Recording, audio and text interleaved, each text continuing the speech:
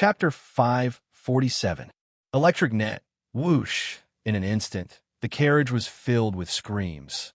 The three women were so scared that they hugged each other tightly. The car braked and stopped by the side of the road. Wang Lan's electric net wrapped around the black substance. The black substance seemed to have a life of its own as it tried to break free from Wang Lan's electric net. However, this electric net was created by Wang Lan, a tidal battle pet warrior. It wasn't that easy to break free. Wang Lan's eyes glowed. His green spirit energy turned into an arrow and pierced Huasijian's eyes. At the same time, the black substance suddenly shrank and entered Huasijian's body. Huasijian let out an agonized scream. His body instantly turned pitch black, and then he turned into a pile of ash and disappeared. Less than 3 seconds had passed between Wang Lan's attack and Huasijian's ashes. All of this happened too quickly, so quickly that even Hu Qing almost couldn't keep up with the pace. Wang Lan sat back in his seat and slowly opened his eyes. Hu Qing looked at Huasijian's ashes and came back to his senses. Huasijian is also a believer of Qi Mei. Huasijian was behind the tragedy of Zhu Meng's family. Let's go to the Heavenly Mountain Villa, Wang Lan suddenly said. Tell me, I'm dying of anxiety. Huasijian is dead. Do we have any leads? Didn't Sister Ling call you just now? Isn't Huasijian the corpse you fished out of the reservoir? Wang Lan asked. Then who do we catch? He's Huang Shan. Huang Shan? That guy with the lymphatic virus? Yes, that's him. He used to be Huasijian's employee. After believing in Qi Mei, he killed his family and gained power. He gained the ability to transform into his target if he swallowed a piece of flesh. Not only did he look the same, but his DNA was also the same. This ability allowed him to change his appearance. His boss, Huasijian, naturally became his target. However, a person's appearance could be replaced, but their inner qualities could not be replaced. Therefore, Huasijian's wife quickly discovered that her husband had changed, but there was no evidence. Originally, Huang Shan was still drooling over the lady boss, but he soon realized that he might not be able to hide it from Zhu Meng. Therefore, he colluded with Cha Xingming to exterminate Zhu Meng's family. With the mentality of commoner like Huang Shan, what woman can't he get if he's rich? Look at these three. They're all employees of Huasijian's company. You succeeded in imprinting your consciousness? Only a little bit. Wang Lan sighed and said, Qi Mei's silencing speed is too fast. I just found out some useful information, and he was killed. As they spoke, the car soon arrived at the Tianqing Villa. Tianqing Villa was a relatively famous high-end villa area in Sioux City. Wang Lan took out his ID and smoothly entered the villa. Then, under Wang Lan's instructions, they came to the property under Huasijian's name. This villa had been secretly bought by Huasijian. Originally, it was used to house his mistress, but it just so happened to be the place where Huang Shan kept his secrets. After entering the villa's bedroom, Wang Lan immediately turned on the computer. This sect hasn't existed for long, probably only half a month, so there aren't many members, only 10. Cha Xingming is the last member, and Huang Shan is the third. There's a sect leader above him. The sect leader is a fanatical believer of Qi Mei, but none of them know the identity of the sect leader. However, I saw the sect leader in Huang Shan's memory. Although he wore a mask, he looked like the black-robed man we've been tracking. For their communication safety, they all use a brand new chat software. This software was edited by Cha Xingming, so it won't be monitored by the internet. While speaking, Wang Lan had already asked Xiao AI to sneak into the computer. Although Cha Xingming's network technology was quite good compared to Xiao AI, it was definitely at the kindergarten level. Soon, the identities of the 11 members were confirmed.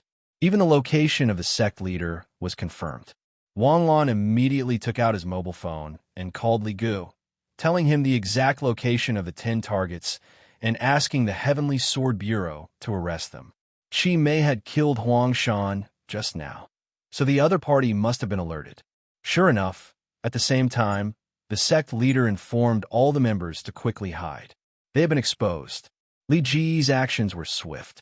After receiving Wang Lan's call, he immediately issued the Heavenly Sword Bureau's rescue order. This was the closest opportunity to destroy the demon sect. If the demon sect successfully escaped this time, it would be difficult to catch them again in the future. Wang Lan's figure flashed and rushed into the sky. His target was the apartment where the sect leader was. Reporting to Director Li, "We just found Hu Yao driving out. Stop him and arrest him immediately," Liga said into the headset. Reporting to Director Li, "The target is hiding in a school building. Arrest him in small groups. Also, we must ensure the safety of the school," Li Gu ordered into the headset as he rushed. Among the 10 people, Han Sheng and Huang Shan were already dead. Jiang Wanyan and Cha Shengming were wanted. The remaining 6 people still maintained their previous identities, so it was quite easy to track them down.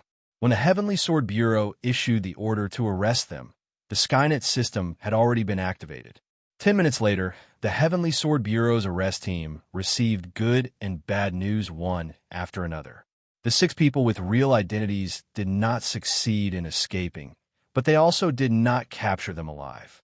After they had no hope of escaping, Chi Mei took away their abilities and turned them into ashes.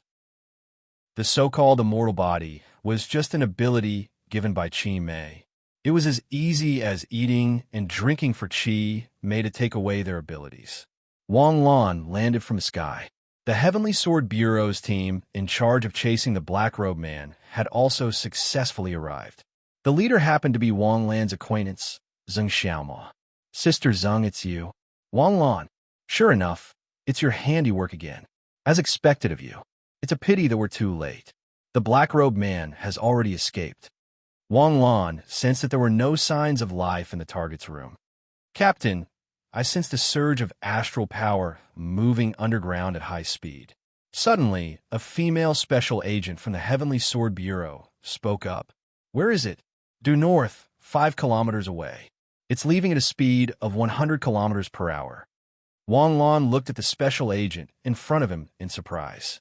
He did not expect her to be able to sense things 5 kilometers away. Our Heavenly Sword Bureau really has a lot of hidden talents. He's a gifted person with extraordinary perception. He's one of the trump cards of our Heavenly Sword Bureau. Let's go. We'll go after him. Wang Lan picked up the special agent. "I'll take you flying. Point me in the direction." As he spoke, he took off with the special agent with a whoosh. With the special agent on his wrist, he felt that she seemed to be a little nervous. However, Wang Lan couldn't care less about these things now. Flying in the sky was naturally much faster than running underground. They caught up with the target in less than 5 minutes. "It's right below, 30 meters underground." Wang Lan waved his hand instantly. Rod insertion technique. Dense wooden rods shot out from Wang Lan's hand instantly. The wooden rods inserted themselves into the ground and quickly grew roots, confining the ground within a 1-kilometer radius. This technique was Yuriyun's specialty. It was very effective against Earth-type Takashi Hoshi. Wang Lan also took it out from Yu Ruoyun's mouth with the mentality that it was never a burden to have more skills. In an instant, the leader who was moving quickly underground entered the detection range of the rod insertion technique's roots. The Takashi Hoshi in his hand could only sense one person, but Wang Lan could sense 3 people through the rod insertion technique. In an instant, the roots in the soil were like vipers waiting for an opportunity to kill the 3 targets. 2 figures were instantly entangled by the roots and were subdued by Wang Lan without even understanding what happened. Boom! With a loud noise, the soil under his feet burst open instantly, and a black figure rushed into the sky. The black figure was wearing a black cloak and a ghost mask on his face. Wang Lan recognized at a glance that this was the black-robed man who had fought with him before. In an instant, Wang Lan's figure turned into a stream of light and rushed to the black-robed man. The 5 extreme fire art shot out, and the Red Lotus Hellfire was injected into the bright Yang sword art. The black-robed man just noticed that someone was approaching from behind and suddenly turned around to see Wang Lan. "It's you." He only had time to make a cry of surprise before Wang Lan's attack had already struck. With a bang, flames rose and the black-robed man suddenly ignited with a raging fire. The strange black liquid like venom suddenly danced in the flames and left the black-robed man's body. The black-robed man was freed and hesitated slightly as he looked at Venom, who was struggling in the flames beside him. However, his desire to survive overcame his desire for power, and he soared into the sky again. Wang Lan was slightly puzzled. This black-robed man's strength was obviously not comparable to that of the black-robed man back then. However, the person in front of him was indeed the black-robed man from back then. He hesitated for a moment and wondered if there was a trap. A scream came from afar. The black-robed man who had just escaped happened to bump into Zheng Xiaomao and the others who were chasing after him. He was hit back by Zheng Xiaomao's palm. The black liquid burned by the red lotus hellfire stopped struggling at this moment and let the flames burn like a pool of stagnant water. Wang Lan, how is it? It's a little strange. Don't get close. The black-robed man's strength should not be so weak. Wang Lan did not know if the black-robed man was holding back and activated the light of life to wrap himself up as a precaution. The diamond-level light of life could even block one of Di Lu's moves. It should be able to protect his life at a critical moment. Wang Lan carefully approached the pitch-black liquid. Suddenly, the dead liquid sprang out and spewed a column of smoke at Wang Lan. The divine light swayed slightly and successfully blocked the column of smoke. Wang Lan immediately threw out another red lotus hellfire. This time, the pitch-black liquid struggled even more violently until it was annihilated by the red lotus hellfire. At this moment, the black-robed man knew that there was no hope of escaping. He stood up with difficulty and let out a chilling laugh. His voice was as ear-piercing and unpleasant as sawing wood. The true ancestor will avenge me. All of you will die. All of you will die. The true ancestor's magic power is boundless. Soon, he will rule the world. Ha ha. You were the one who killed Yin Tong at the Takashi Hoshi Championship? That's right, it was me. This ungrateful fellow deserves to die. You were also the one who stole the demon-suppressing Buddha statue and killed people at the Sioux City Museum. Ha! The true ancestor's primordial spirit has returned.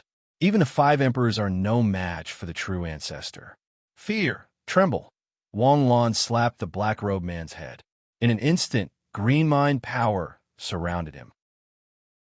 Instead of asking questions like this, it was better to use the mind imprint. Chapter 548. Slides flashed before Wang Lan's eyes. His name was Pan Yang, and he was born in Yin City. He was an ordinary star warrior. He had joined the army, fought in wars, been a wasteland reclaimer, faced the encirclement of exotic beasts, and witnessed beast tides attacking cities. He was a qualified old fox, and his only creed in life was to survive.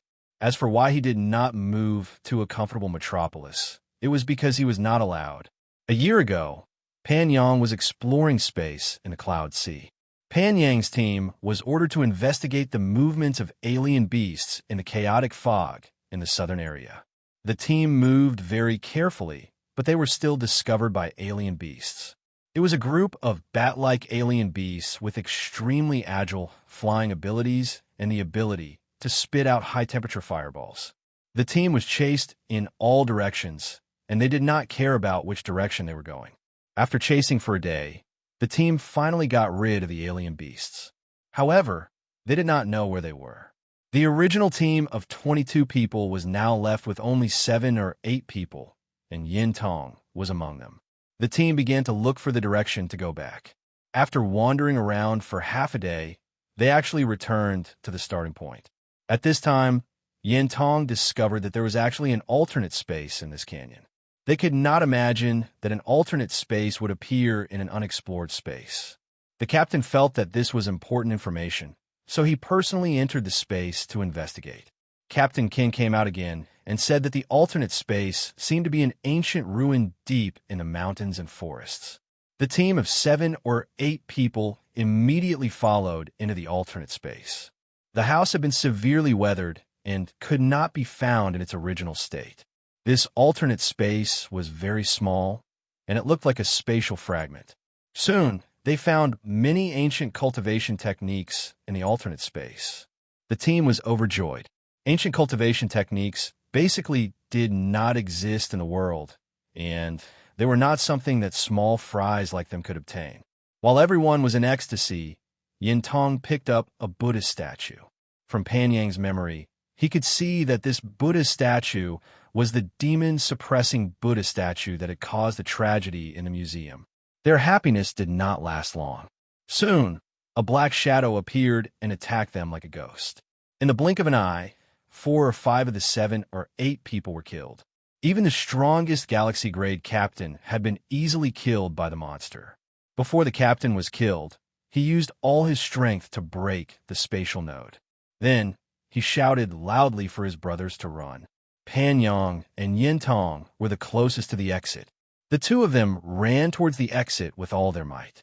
However, the black monster was still chasing after him. The other brothers were already dead, and the monster was about to catch up. At this moment, Pan Yang was running in front of Yin Tong. He was just one step away from rushing out of the space. At that moment, Yin Tong, who had fallen behind, suddenly launched a sneak attack on Pan Yang. Pan Yang was knocked to the ground. The monster pounced on Pan Yang like a hungry tiger pouncing on its prey. Yin Tong, on the other hand, left the alternate dimension without looking back. After that, the dimensional distortion closed, and Pan Yang also lost consciousness, leaving behind a deep resentment towards Yin Tong. However, Pan Yang's memories did not end there. Not long after, he slowly woke up. When he woke up, a pitch-black demon appeared in front of him. He said that his name was Chi Mei, an ancient god who had been sealed here by Sakyamuni 3,000 years ago. After that, Pan Yang was possessed by an evil spirit. It took him half a year to reopen the space-time tunnel and appear in the human world. After coming out, Pan Yang found out that Yin Tong had said that he had died in battle.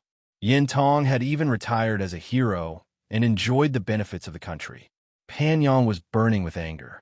That was why he killed Yin Tong in the Takashi Hoshi tournament to take revenge.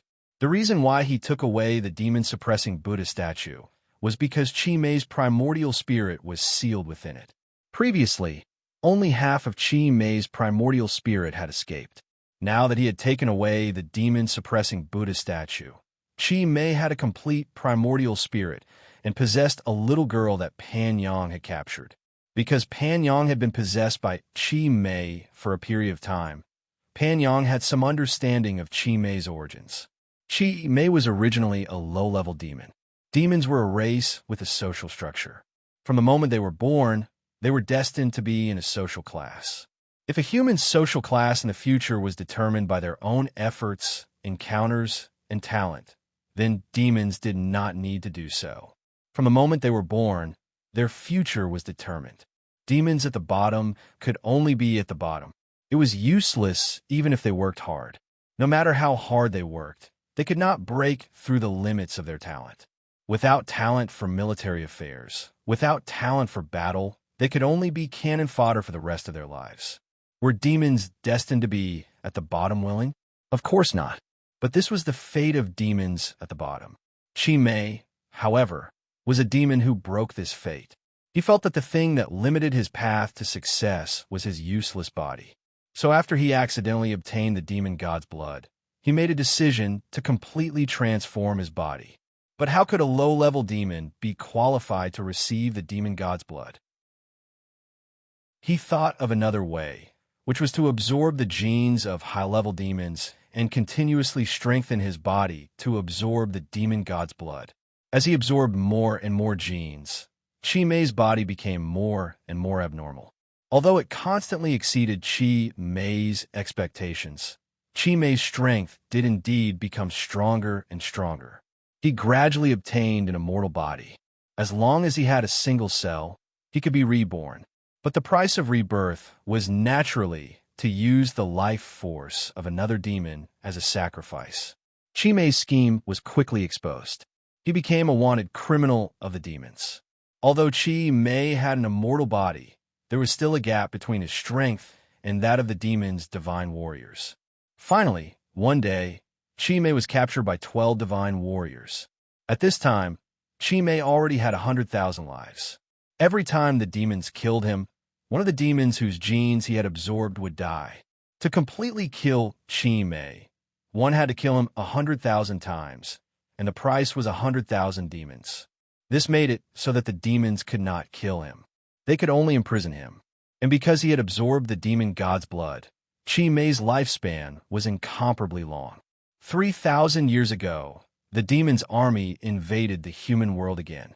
That time, the demons released a group of extremely vicious criminals into the human world. A large number of them died in the human world, but Chi Mei lived an incomparably comfortable and carefree life. Chi Mei's heart no longer belonged to the demons. He was even more dismissive of the demon's strategic goals. He only lived for himself. Later, Chi Mei came to the Cloud Sea and established the longevity sect there to develop his own forces. If the demons affected his rule, Chi Mei would make trouble for the demons. Chi Mei did not think that he had done anything to harm the human race. He did not understand why the human cultivators rejected him so much and treated him as a mortal enemy. Wasn't it just controlling the life and death of the humans in the Cloud Sea region? Didn't I give them the ability to control the life and death of others? 3,000 years ago, Sakyamuni brought a group of disciples to escape from India. At that time, India had already fallen completely. When they passed through the Cloud Sea, they joined forces with the local cultivators and fought a great battle against Chi Mei. Chi Mei's ability was unbeatable in the eyes of the local cultivators, but it was not the case for the Buddhist experts of Sakyamuni's faction. The Buddhists had mastered a brand new Takashi Hoshi technique called the sealing method. This method was very disgusting to Chi Mei. It could not kill him, but it could imprison him, and this kind of imprisonment could make him beg for death. He could not break free, and he could not commit suicide. He could only be swallowed by endless loneliness. Sakyamuni joined forces with the local cultivators and quickly turned the situation around. They were invincible, and Chi Mei was sealed until now. Wang Lan let go of Pan Yang. Pan Yang's face was blank, and he looked like an idiot. Zheng Xiaoma came to Wang Lan's side. How was it? Did you get anything? Not bad. Wang Lan looked down at Pan Yang, who was lying on the ground. Chi Mei has already abandoned him. He has done a lot of evil in the past. Let's just kill him. The Heavenly Sword Bureau had the power to decide life and death. Unless it was a very important person or someone with a special identity, the Heavenly Sword Bureau could kill him first and report later, as long as the evidence was conclusive enough to warrant the death penalty. Zheng Xiaoma did not hesitate. She slashed down, and Pan Yang's head flew up into the sky. Back at the Heavenly Sword Bureau, Wang Lan called Li Gu and the others for a summary meeting. Although the operation this time was perfect and Pan Yang and his followers were all executed, the real culprit, Chi Mei, is still free. Chi Mei's ability is too dangerous. If we don't destroy him, he could develop 10 times the number of followers in a short period of time. But even Pan Yang doesn't know where Chi Mei is. Chi Mei is an existence that can possess people, and he can transform. Finding him is like looking for a needle in a haystack. Whether or not it's like looking for a needle in a haystack, whether or not we can find him is up to fate. But whether or not we can find him is our business. I've already written down the details of Chi Mei's situation. Let's announce it to the nation. The mainstream Takashi Hoshi techniques are currently unable to restrain Chi Mei. Only sealing techniques are effective against him. This requires the nation's Heavenly Sword Bureau to prepare in advance. We don't want to be helpless when Chi Mei shows up. Okay, I'll have the communications department make the arrangements. Sioux City's national announcement quickly spread throughout the nation. Chi Mei's information directly caused the nation's Heavenly Sword Bureau's blood pressure to soar. What kind of monster was he? He couldn't be killed? He could only be sealed? And he could let ordinary people obtain supernatural powers? Takashi Hoshi was even better. As long as you cut off your mortal ties, you could obtain the power bestowed by Chi Mei by killing your own people. This was a fatal temptation for many people who had been beaten by society and couldn't breathe under the pressure of life. And in the human world, there was never a lack of people who were dominated by their bad habits. For example, those who wandered in the gray area had long since lost their conscience. If they knew about Chi Mei's existence, Wouldn't they all be like moths to a flame? Chi Mei was an inner demon. The level of harm to the country and society was definitely N times more than Disharu. This was because Chi Mei disintegrated humans from the inside and eroded their minds. Pan Yang originally looked for those who had lost hope in life and had been betrayed by society because Pan Yang's vision wasn't that wide.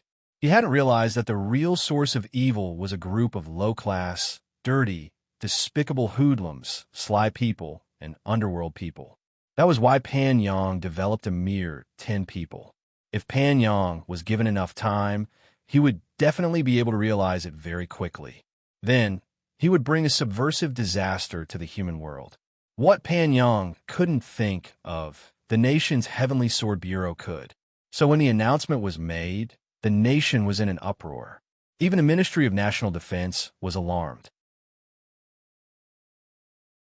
Chapter 549. A week later, in front of the Heavenly Sword Bureau, a black military car slowly stopped in front of the Heavenly Sword Bureau. The new director of the Heavenly Sword Bureau, Zhang Ming, led all the department heads to greet him at the entrance of the Heavenly Sword Bureau. The car door opened, and a soldier with 2 stars on his shoulder walked out from the back door. The person wore a pair of sunglasses and looked elegant. He was the director of the 3rd Bureau of the Ministry of Defense, Lieutenant General Jin Minghui, who was also known as Jade Nation's military. Director Jin got out of the car and greeted Zhang Ming and the others with a smile. Then, an old monk with a long silver beard got out of the car. The old monk was wearing a fiery red cassock, and his face was full of mercy. "Hello, Director Jin. You've worked hard.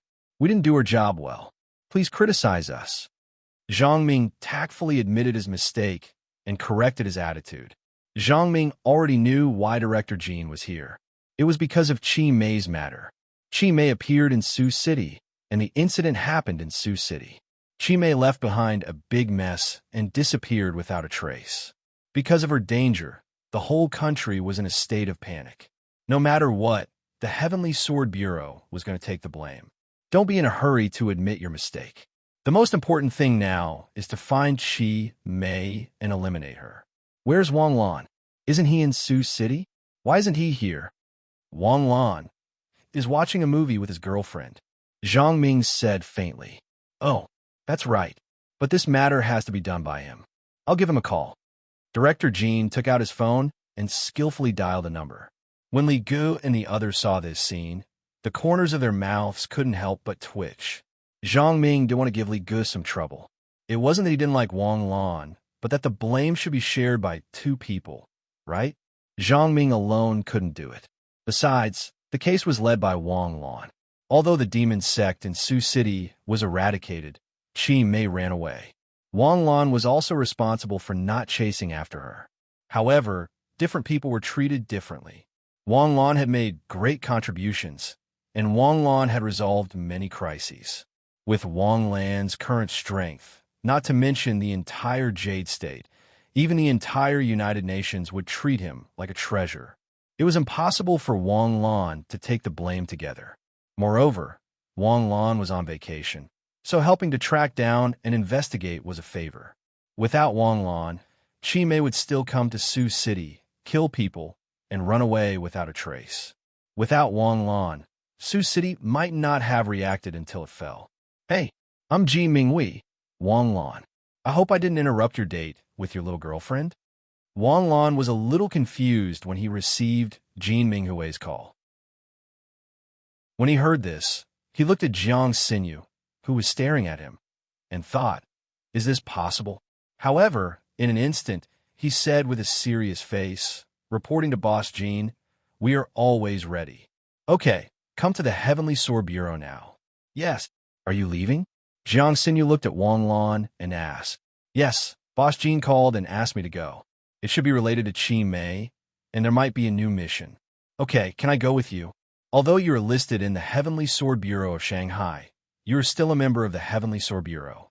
If you can't participate, you can wait for me outside." The 2 left the theater quietly and went straight to the Heavenly Sword Bureau. When they arrived at the Heavenly Sword Bureau, Director Zhang Ming led them to the meeting room. Wang Lan was a major general, the same rank as Zhang Ming. Wang Lan was a titled battle pet warrior, so his status was higher than Zhang Ming's. Speaking of which, among all the titled battle pet warriors, Wang Lan and Yu Ryun were the lowest in rank. Apart from them, the rest were all lieutenant generals. That being said, lieutenant generals did not have real power. They were more powerful and more honorable. Jiang Xinyu was arranged to stay in the lounge, with Zhang Yeqiu and Zhang Xiaoxue to keep her company. She should not be bored. When she entered the meeting room, she saw Boss Jean and an old monk. "Hello, Boss Jean. This master is Zen Master Benin of the Putuo Temple."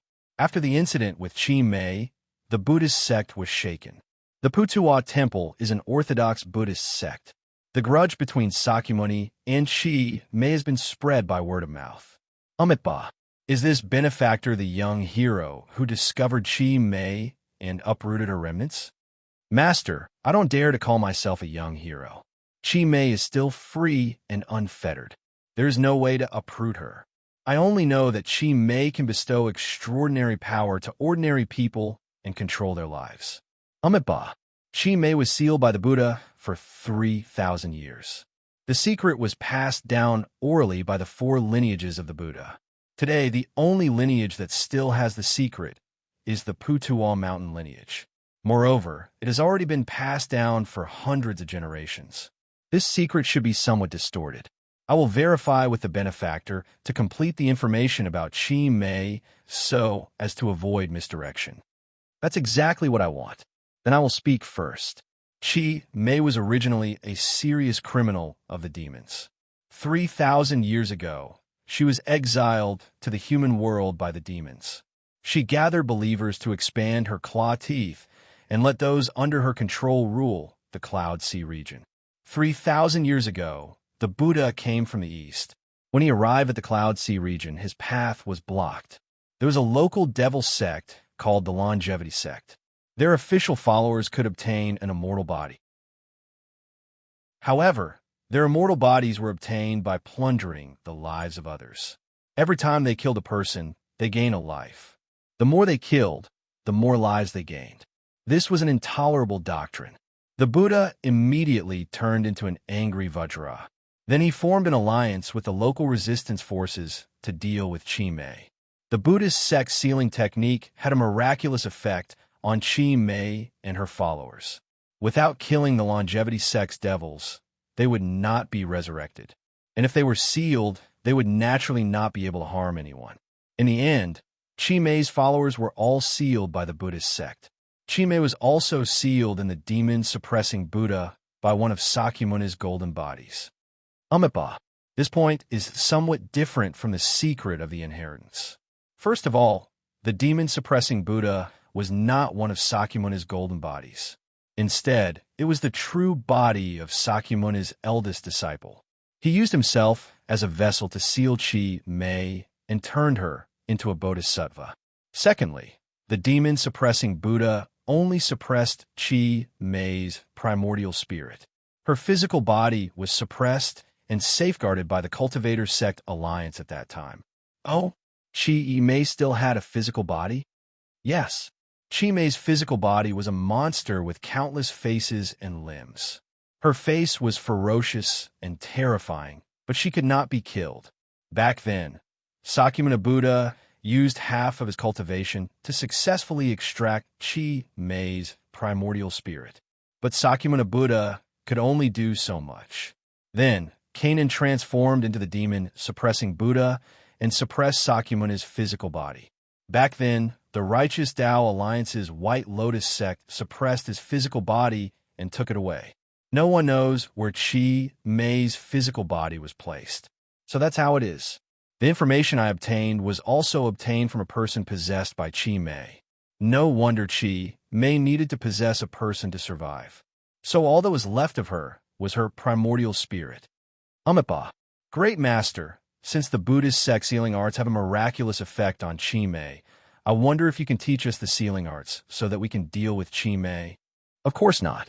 But in the 3,000 years of inheritance, countless demons have invaded and shattered mountains and rivers.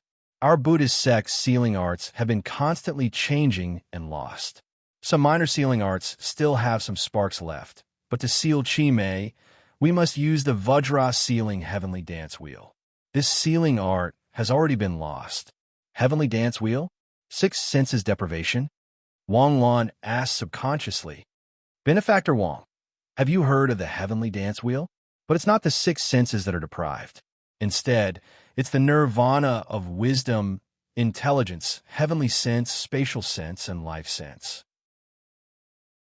It seals all of the target's senses, consciousness, life, and space, and completely freezes them in the long river of life. Back then, Buddha Sakyamuni did leave behind the Vajra sealing heavenly dance wheel, but unfortunately, it was destroyed in the flames of war. So this time, only Chi Mei's primordial spirit was turned over. His physical body is still sealed? Amipa, that's how it should be. But after 3,000 years, the world has changed. The alliance of the righteous sects and the White Lotus sect have long disappeared in the smoke of history.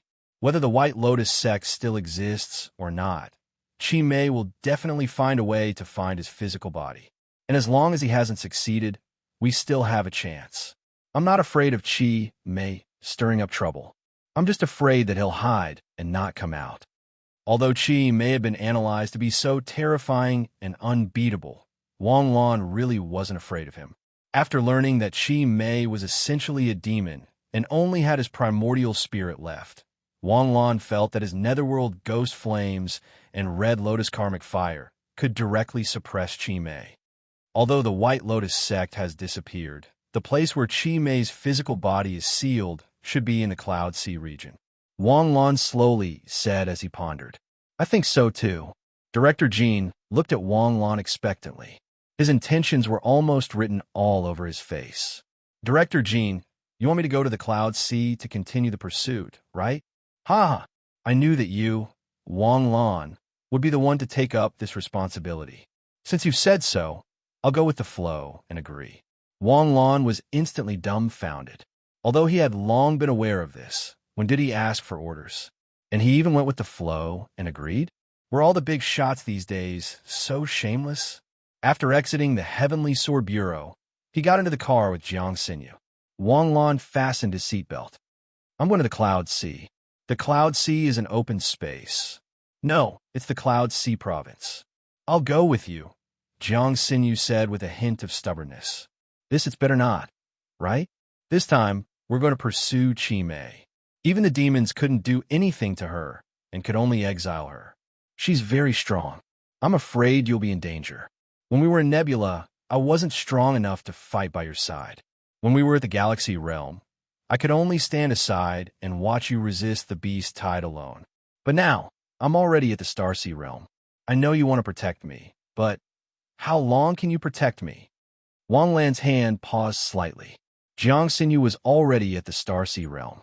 Her true combat power was already at the late stage of the Starsea Realm. How long could he protect her? This wasn't Jiang Xinyu's question. Instead, Wang Lan suddenly realized that Jiang Xinyu was also an amazing genius. A 20-year-old Starsea Realm cultivator. Wasn't her strength enough? Even if there was a gap between them, she should have no problem keeping herself alive. Plus, don't you have me? Thinking of this, Wang Lan nodded. All right, let's go to the Cloud Sea together. Okay. The next day, the plane streaked across the sky.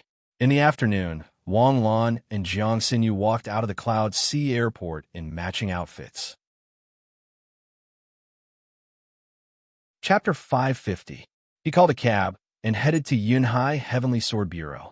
Although Wang Lan had stayed in the Cloud Sea before, she had never stayed in the Cloud Sea, much less been to the Cloud Sea Sky Sword game. Yunhai Province was located in the southwest, far from the inland. It was sparsely populated and relatively backward. Walking on the streets, Wang Lan felt like he had returned to the city 20 years ago. He could see tractors on the road, and most of the pedestrians were on bicycles, many of which were three-wheeled. Since he hadn't informed them beforehand, no one greeted him outside the Heavenly Sword Bureau. Wang Lan and Jiang Xinyu were blocked by the guard as soon as they got close. Wang Lan took out his ID and asked the guard to salute Wang Lan. Ding ling ling. In Che Pu's office, the phone suddenly rang. Che Pu put down the document in his hand and picked up the phone. Director Che, the special investigator sent by the Ministry of National Defense, is here. Okay, lead them to the reception room. I'll be right there. Wang Lan and Jiang Xinyu had just sat down when the dark-skinned Che Pu stepped into the meeting room. Lord Greed, I didn't expect the special investigator sent by the Ministry of National Defense to be you. Nice to meet you. Director Che, you're too polite. Please forgive me for not informing you beforehand. Che Pu was the director of the Heavenly Sword Bureau in Yunhai Province, a peak star sea realm warrior. Some people said that Che Pu's strength had reached the level of a titled warrior, but he didn't get a title because he didn't have any outstanding achievements in the local organization. You're too kind. Lord Greed, why are you here this time? Director Che, you don't know? Wang Lan was surprised. But when he thought of the geographical issues in Yunhai and the fact that they didn't know about Wang Lan's visit, it was understandable that they were ill-informed. Director Che, do you know about Qi Mei's intelligence vehicle? The Qi Mei that was announced in Jiang Province's Su City. I know now. This Qi Mei is really strange. Is he a demon or a beast? I thought. Or is he a ghost? Qi Mei was originally demons. He became a monster after absorbing the blood of demons and the genes of other demons. Neither old nor dead, neither born nor destroyed.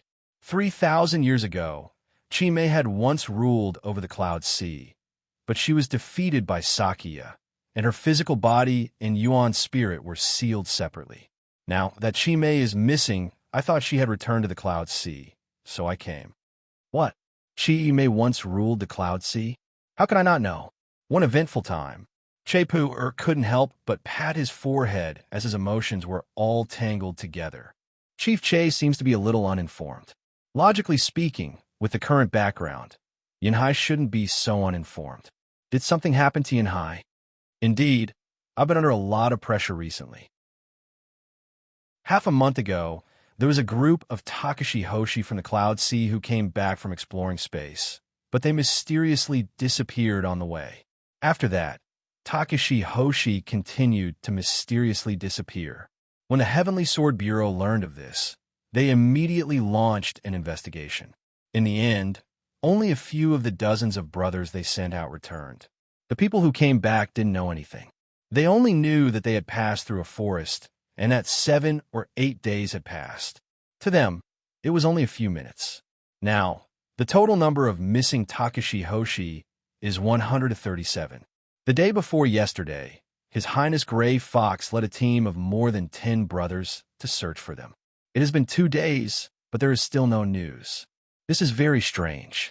According to the legends of the Cloud Sea region, they seem to have encountered a spiritual barrier. Spiritual barrier? What's that? Spiritual barrier is a legend of the Cloud Sea region. Every 1,000 years, the bridge between heaven and earth will be built, and part of the human world and the heavenly world will overlap. Some strange places will appear deep in the mountains and forests of the Cloud Sea province. For example, some areas of death. Living things will die immediately when they enter. For example, the space-time tunnel. When people pass through a forest, they will appear dozens or hundreds of miles away. Another example is the time tunnel. After passing through a thick fog, several years have passed in the human world. Some people will even mistakenly enter the treasured land of immortals and obtain immortal fate to become immortals. Of course, these are the legends of the Cloud Sea region's chieftains. In any case, there are no official records. Wang Lan didn't want to delve into this issue. His main mission was to track down Qi Mei. So after hesitating for a moment, Wang Lan said, "My current mission is to track down Qi Mei, so I need some help from the Cloud Sea Heavenly Sword Bureau. Manpower is secondary, but intelligence is more important." Qi Mei was a criminal exiled to the human world by the demons 3,000 years ago. She was an existence that gave the demons a headache, but they couldn't do anything about. 3,000 years ago, Qi Mei was defeated by Sakyamuni and the local cultivation sect.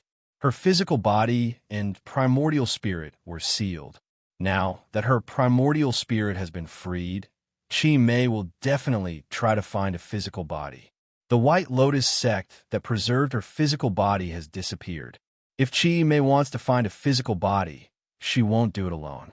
She will definitely develop her own strength and let her subordinates help her search. 3,000 years ago, Chi Mei also passed down a force called the Longevity Sect.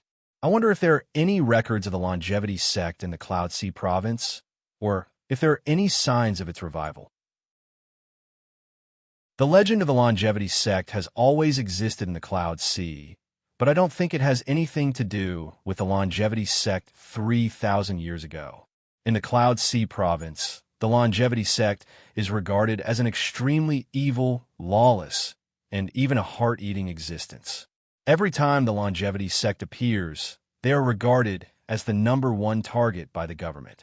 The last time the Longevity Sect appeared was 30 years ago, when they committed the world-shocking massacre of the Xiangnan Wang family. After that, the Southwest Military Region and the Cloud Sea Province joined forces to encircle and annihilate the Longevity Sect for half a year. In the Cloud Sea Province, there hasn't been any news of the Longevity Sect for 30 years. However, if you want to find clues from 3,000 years ago, I can provide you with a direction. I'd like to hear the details. As you know, the Cloud Sea Province is a place with many forests, many races, and many faiths. The people here are backward and superstitious. Although they have gained a lot after nearly 100 years of education and reform, there are still many primitive villages deep in the mountains and forests. They live a repetitive life for thousands of years. I can find you a guide and let him take you to visit those ancient villages. Many ancient secrets have been passed down by word of mouth in these ancient villages. Wang Lan thought about it and nodded. Then I'll leave it to you, Director Che. In fact, Wang Lan didn't have high expectations of visiting the ancient villages to find clues. After all, it had been 3,000 years. Who knew what the stories had been passed down by word of mouth? The people in the ancient villages didn't have words, and the secrets were in the hands of priests or shamans. In order to protect their ruling class, who knew what they would say and completely distort the facts. The reason why Wang Lan agreed was mainly because she wanted to try her luck. What if she accidentally came across some useful information? Wang Lan and Jiang Xinyu stayed in a hotel. That night, a woman quietly entered the hotel. The next morning, Wang Lan and Jiang Xinyu went to the restaurant downstairs and saw a familiar figure at first glance. Ruoyan? Why are you here? Jiang Xinyu asked in surprise.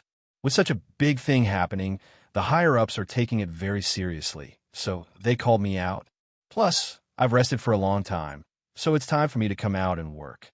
Aren't you with Jiang Shanqing? Although I'm with Jiang Shanqing, I'm still a special agent of the General Staff Department. You guys got here earlier than me, so I'll listen to you guys for the next step. Yurian pointed at the breakfast tray in front of her. I ordered it for you guys. Sit down and eat. After eating breakfast, Che Pu sent the plan to Wang Lan's phone. The guide Che Pu arranged for Wang Lan was a guard who was already waiting at the entrance of the hotel. Wang Lan and the other two stood up. An off-road vehicle stopped at the entrance of the hotel, and a spirited young man in a police uniform stood next to the off-road vehicle. He had a very local face, and his skin was quite fair. When he saw Wang Lan and the other two, he quickly stepped forward. Hello, three chiefs. I'm Tam, a guard from Yinhai Province's Security Department, number 117089. I'm ordered to be the guide for the three chiefs. If the chief has any requests, you can ask me to do it. Please give me instructions. Don't be so serious. Be more casual, Wang Lan said with a smile. The guard in front of him was about the same age as him, so it felt strange to be called chief. Yes. Tam, are you from minority? Wang Lan asked curiously as he got into the car. No, I'm Chinese. Tam looked at Wang Lan's young face, and the nervousness on his face gradually faded. Although a person's identity was not determined by their clothes, it still depended on what kind of clothes they were wearing. If Wang Lan were to try it out in a military uniform with a general star, Tam would definitely forget how to drive. Yesterday, when Tam heard that he was going to be a guide for a major general, he didn't sleep at all. I was born in an ancient village deep in the mountains. My mother passed away not long after I was born. I don't know who my father is. If I wasn't so hungry that year and ran out of the old forest, I might have been like those people in the village who didn't know the difference between humans and animals. I was taken in by the government, and they arranged for me to go to school. When I saw how vast the outside world was and how shocking the civilization was, I felt more and more sad for those people in the mountains. They lived in ancient and remote villages for thousands of years, ignorant and ignorant. They didn't know that the outside world was changing with each passing day, and they didn't know how lucky we were to be born as humans. Therefore, I made up my mind to bring those people out of the mountains. Even if they have wasted their lives, I hope that their children won't live in vain. So you're proficient in all the languages of the ancient villages in Yanhai. Not all. Only about 70 to 80%. I'm not proficient at all. You're too pretentious. I know that every village is very self-contained. Some have been living in seclusion for hundreds of years, while some have been living in seclusion for thousands of years.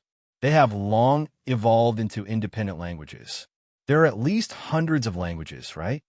Many of them may sound incredible to outsiders, but as long as you find the trick, these languages are very easy to learn. The only difference is the pronunciation, but the mother tongue is the same. By the way, Chief, where are we going? I want to find some ancient information. Have you heard of the battle between Buddha Sakya and the demons 3,000 years ago? Buddha and demons. Is there also the Lotus Fairy? Tam's eyes lit up as he asked. Is it the White Lotus sect? I know. I've heard of this story in a very ancient village. I heard from the shaman that this village was passed down by the warriors who participated in the battle against the demons. Chapter 551. Finding Tam was really the right choice. Wang Lan originally thought that he would have to go through a few setbacks, but he didn't expect it to go so smoothly. Yanhai province was actually very big, but because most of the areas were barren, there were very few people. Tam drove for an entire day before they arrived at the nearest county town to the village that Tam mentioned. Chiefs, we will rest in this town tonight. We will enter the mountains tomorrow morning. The village is deep in the mountains. We will have to cross 12 mountains. It will take at least half a month to walk there. There's no need to go through so much trouble. I will fly you there tomorrow. If I knew it was so far, I would have flown you there this morning. Wang Lan actually wanted to say this for a long time. In the beginning, he asked Tam if it was far, and Tam said it was not far. After an hour, Wang Lan asked again, and Tam said that they were almost there. Perhaps in Yanhai province, the words not far and soon were not the same as Wang Lan's understanding. That night, Jiang Xinyu was pulled over by Yu Riyun to sleep together. After going their separate ways, Wang Lan and Yu Riyun did indeed have some distance between them. However, it felt like Jiang Xinyu and Yu Riyun, who were originally very far away, had become close friends. Could it be that the more separation between women, the better it would be for them? The next morning, the four of them had breakfast early. Then, Wang Lan brought Tam, and the four of them flew into the sky towards the depths of the dense forest. Looking down from the sky, the primitive forest was endless and densely covered the entire field of vision. This was a sea of trees, a territory of mountains.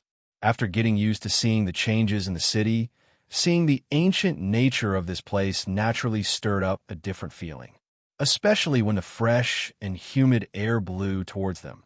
Wang Lan couldn't help but have the urge to look up to the sky and howl.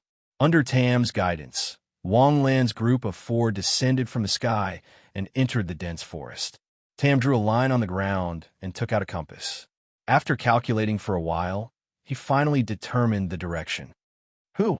Suddenly, Yu Riyun shouted and looked towards a direction. Instantly, there was a rustling sound in the dense forest. A group of dark, primate-like creatures appeared around them. Only after taking a closer look did he realize that this was a group of people. However, they were draped in beast skins and their faces were smeared with black mud. Everyone drew their bows and knocked their arrows, aiming at Wang Lan's group. Tam hurriedly shouted a few words that were completely incomprehensible. Only then did the surrounding group of people put away their bows and arrows, but they still looked at them vigilantly. Sir, they're the people from the village I was talking about. They are very introverted and xenophobic. People who don't know them will be treated as enemies if they approach them. But if someone I know leads them closer, they're very hospitable. Do you know them? I know their village chief. Don't worry. With me leading you, they won't attack.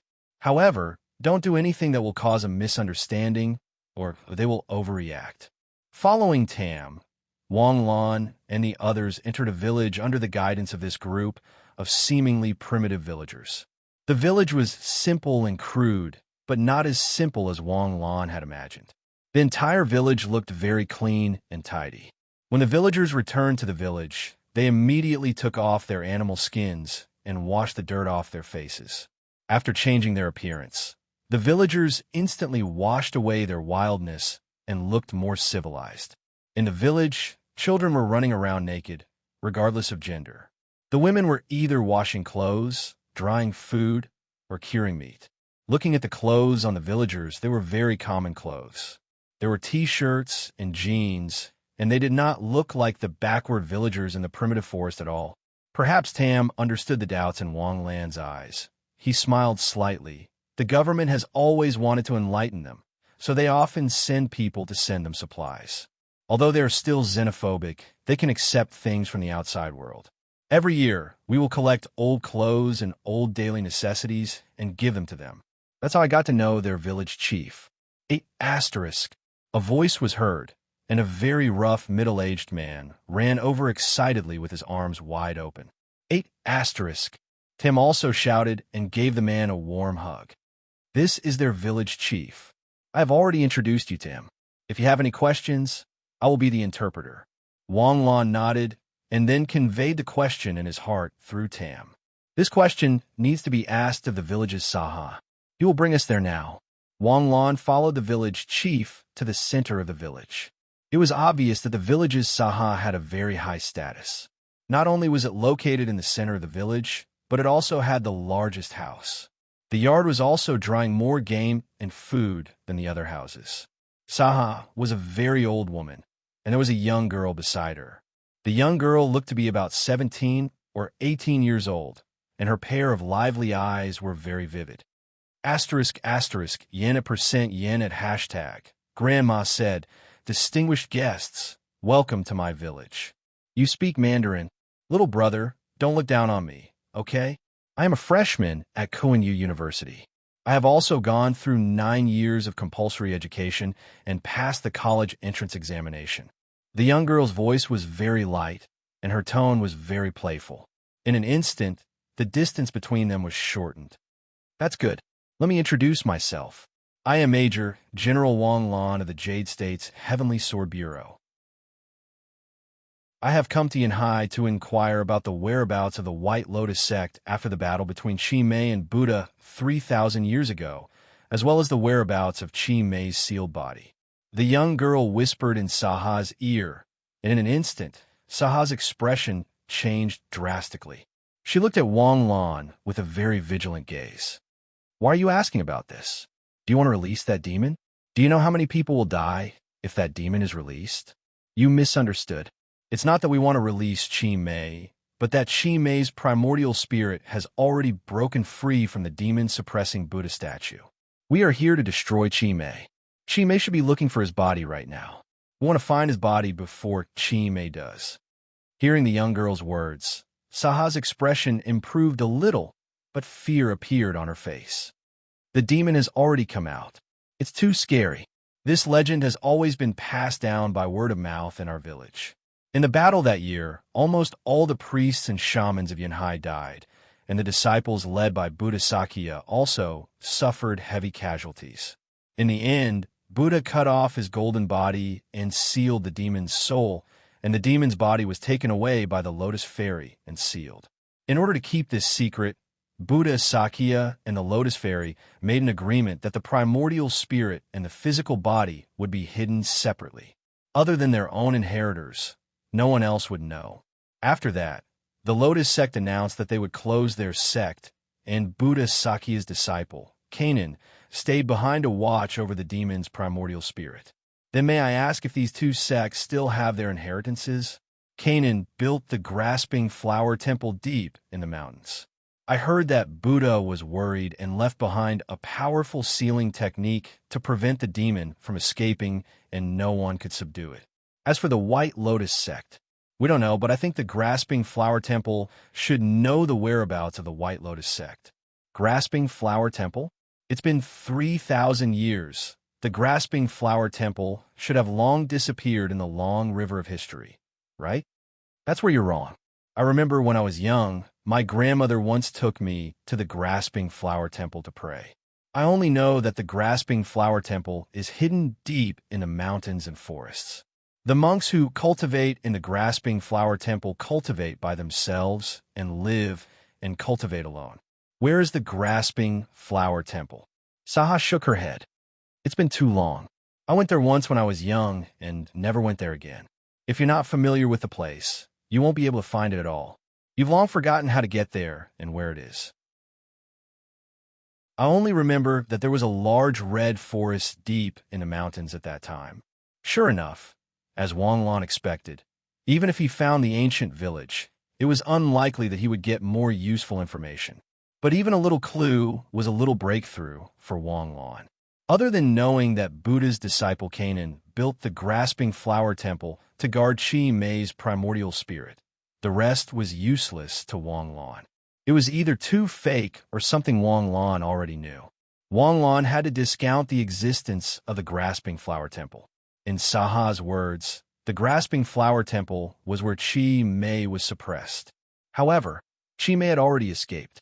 Moreover, Yin Tong had found the demon suppressing Buddha's statue in the ruins of an alternate dimension. If that was the case, wouldn't the ruins be the Grasping Flower Temple? After returning to the Yunhai Heavenly Sword Bureau from the ancient village, Wang Lan immediately asked Che Pu to investigate the whereabouts of the Grasping Flower Temple.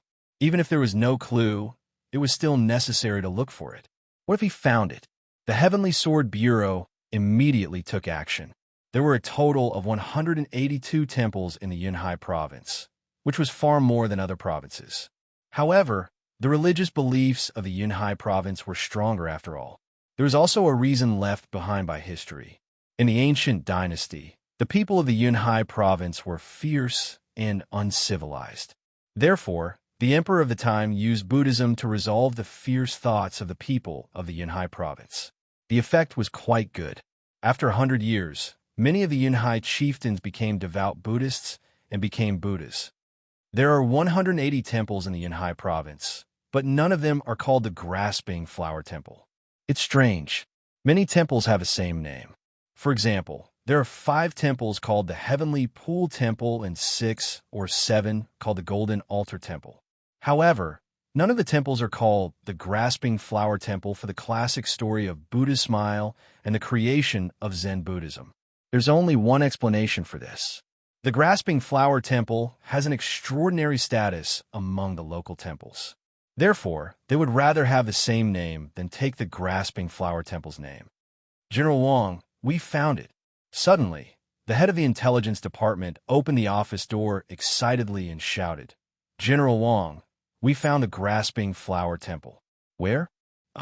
We didn't find it. We found clues about the Grasping Flower Temple. As he spoke, he placed a piece of aged information in front of Wang Lan. This is Zen Master Pu Hai's identity card. Look, it says that 50 years ago, Zen Master Pu Hai cultivated at the Grasping Flower Temple. After that, he became a monk at the Qingjing Temple. 50 years ago, Sa said that when she was young, it was about 60 years ago. It should be the same temple. Let's go and find Monk Pu Hai. The 3 of them and the special service of the intelligence department drove 2 cars towards the Qingjing Temple. Chapter 552. Tranquility Temple was a century-old temple located at the side of a valley by a stream. As dusk approached, Wang Lan and company arrived at Tranquility Temple. The distant chimes of the bell were like clear water that cleansed their spirits. Benefactors, why have you come to our temple at dusk? Although a middle-aged monk didn't know the identities of Wang Lan and company, he recognized the red license plate clearly. It was a military vehicle. In addition, the person who alighted from the first car had an extraordinary aura. Therefore, the monk instantly determined that Wang Lan and company weren't tourists. We are the headquarters of Yinhai Province's Heavenly Sword Bureau. Is Zen Master Pu Hai of Tranquility Temple here? Amipa. Uncle Master Pu Hai is cultivating in our temple, but he's been practicing silent meditation for 7 years. We want to see Zen Master Pu Hai. Take us there, the director of operations barked, taking no for an answer. The monks immediately tensed up. Logically speaking, Zen Master Pu Hai had been practicing silent meditation for 7 years and had never left the temple. He shouldn't have committed any crimes, but why had the relevant departments come looking for him? Under the abbot's lead, the group arrived at a meditation hall behind the temple. Soon, an old monk walked out of a simple dormitory with the help of 2 young monks. Amipa, benefactors, this is Uncle Master Pu Hai. He's been practicing silent meditation for 7 years. He still has 2 years left to complete his merit. If you have any questions, I can answer them for you. What do you think, benefactors? Zen Master Pu Hai, where's the White Lotus sect? Wang Lan asked first. Zen Master Pu Hai shook his head silently and quickly gestured in the abbot's palm. My Uncle Master said that he's never heard of the White Lotus sect. He doesn't even know where it is. Back then, Buddhist Sakyamuni and the White Lotus sect led the local alliance of orthodox sects to resist Chi Mei's longevity sect. After several years of intense fighting, the Buddha finally sealed Chi Mei's primordial spirit and body. Her primordial spirit was sealed in the demon-suppressing Buddha statue and guarded by his disciple, Canaan. His physical body was kept by the White Lotus sect, but after 3,000 years, the White Lotus sect disappeared in the long river of history. Now that Chi Mei's primordial spirit has broken free from its seal and is continuing to wreak havoc in the human world, we need to find its physical body before Chi Mei does. Does Grandmaster really not know? Or is he unwilling to tell us? Amipa. Suddenly, Monk Pu Hai put his palms together and chanted a Buddhist mantra while trembling. The surrounding monks looked at Zen Master Pu Hai in shock. His 7 years of silent meditation had been destroyed today. 7 years of cultivation had been destroyed in a single day. Benefactor, this penniless monk really didn't know. Back then, Patriarch Jia Nan had indeed passed down the flower-pinching temple to suppress Chi Mei's essence soul. However, as for how and where to suppress it, only the abbot of the pinching flower temple was able to pass down the knowledge. As for the White Lotus sect, monks don't lie. This penniless monk really doesn't know anything about it. This should have something to do with the secret that has been passed down since ancient times. This penniless monk has already paid the price for speaking today. This penniless monk is already old, and I'm afraid that I won't be able to cultivate to perfection. What this penniless monk said is true.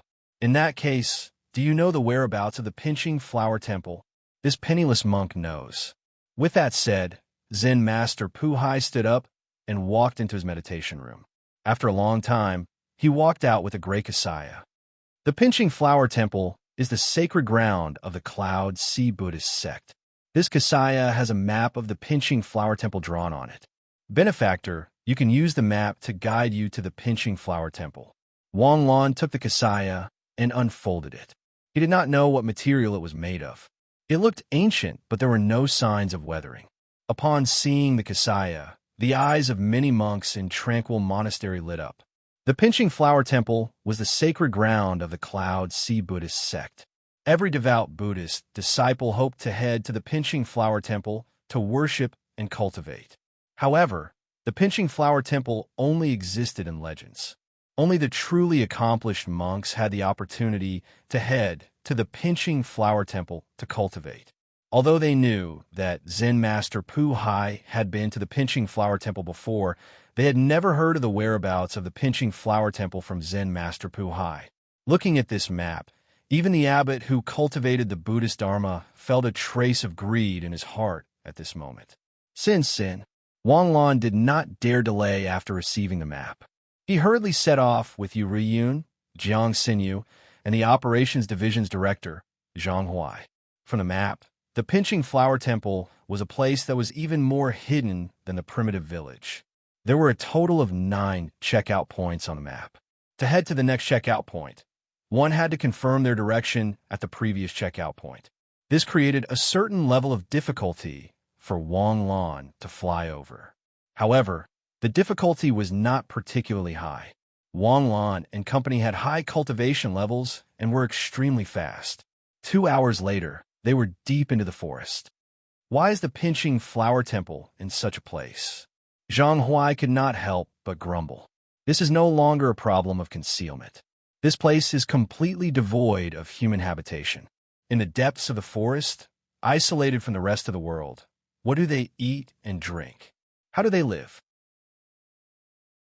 They can't possibly be living like savages, right? In the depths of the forest, there should be a bright future. Wait, someone passed by here not long ago. Wang Lan suddenly stopped in his tracks and said, "The scratch is very new. It is less than 24 hours old. This is a mark left behind to prevent people from getting lost." Ruiyun, sense it, Wang Lan ordered. There is no one within a 5-kilometer radius. They should have left long ago. Wang Lan, don't worry about him. Let's find the pinching flower temple first. The group continued forward. After about an hour, they arrived at the checkout point less than 3 kilometers away from the pinching flower temple. If they followed the designated direction for another 2 kilometers, they would arrive at the pinching flower temple. "Someone's here," Yu Ruiyun suddenly shouted. Her eyes were fixed on a certain location in the depths of the forest. "Little girl, you are so young, but your strength is so profound. You actually discover my existence?" A mocking voice sounded. In an instant, a figure appeared on the trunk of a large tree. Following his appearance, silhouettes flickered in the forest. 12 or 13 people strangely appeared on the trunk of a huge tree. Every one of them wore a mask, appearing particularly mysterious. A titled expert and 12 astral sea realm experts. This combination is enough to fight a national war. Wang Lan thought to himself, "Your Majesty Gray Fox, is that you?" Zhang Huai took a step forward and asked in surprise. "You are." "I am Zhang Huai, the head of the operations department of the Heavenly Sword Bureau headquarters in Yinhai Province. Your Majesty Gray Fox, you have been missing for 3 days. Why didn't you reply to us in 3 days? 3 days? Impossible. It has only been half a day since we left." Gray Fox was slightly surprised. "You are from the Heavenly Sword Bureau? There is such an expert in the Yunhai Heavenly Sword Bureau? Oh, Your Majesty Gray Fox, let me introduce you. This is Your Majesty Greed. This is Her Majesty Princess Yu. And this is Madame Jiang Xinyu." When Zhang Huai announced his identity, Gray Fox's expression changed slightly. Their lineup of 1 titled expert and 12 astral sea realm experts could already be considered a godly lineup. However, compared to Wang Lan's lineup, it was simply incomparable. 2 titled experts and 1 astral sea realm expert, who held the record for being the youngest astral sea realm expert. The problem was that the 3 people in front of them had once held the record. The record that had remained unbroken for decades was first broken by Yu Ryun, then by Wang Lan, and now by Jiang Xinyu. At the moment, Yu Ryun was a titled battle pet warrior, Wang Lan was a titled battle pet warrior, and perhaps Jiang Xinyu was a titled battle pet warrior as well. It was just that this title had not been delivered yet. Compared to the 3 titled battle pet warriors, Gray Fox's lineup was not even worth mentioning. Whoosh! Gray Fox appeared in front of Wang Lan and extended his hand. "I am Gray Fox, Your Majesty Greed. Nice to meet you." "Hello, why are you here?" "We are here to investigate the recent disappearance of Takashi Hoshi. We just found some clues and entered the forest. It took us half a day to find this place. After wandering around for half a day, we actually got lost." "Right? Have we really left 3 days ago? Why is it only 1 day for us? Did we encounter a spiritual barrier?" "Maybe. What about you? Are you also looking for the missing Takashi Hoshi?" "No, we are looking for an ancient temple. I have lost track of the other party, and I almost got lost just now. How about this? Let's go together." Gray Fox wanted to team up, and Wang Lan naturally had no reason to refuse. The two groups met up and walked toward the pinching flower temple.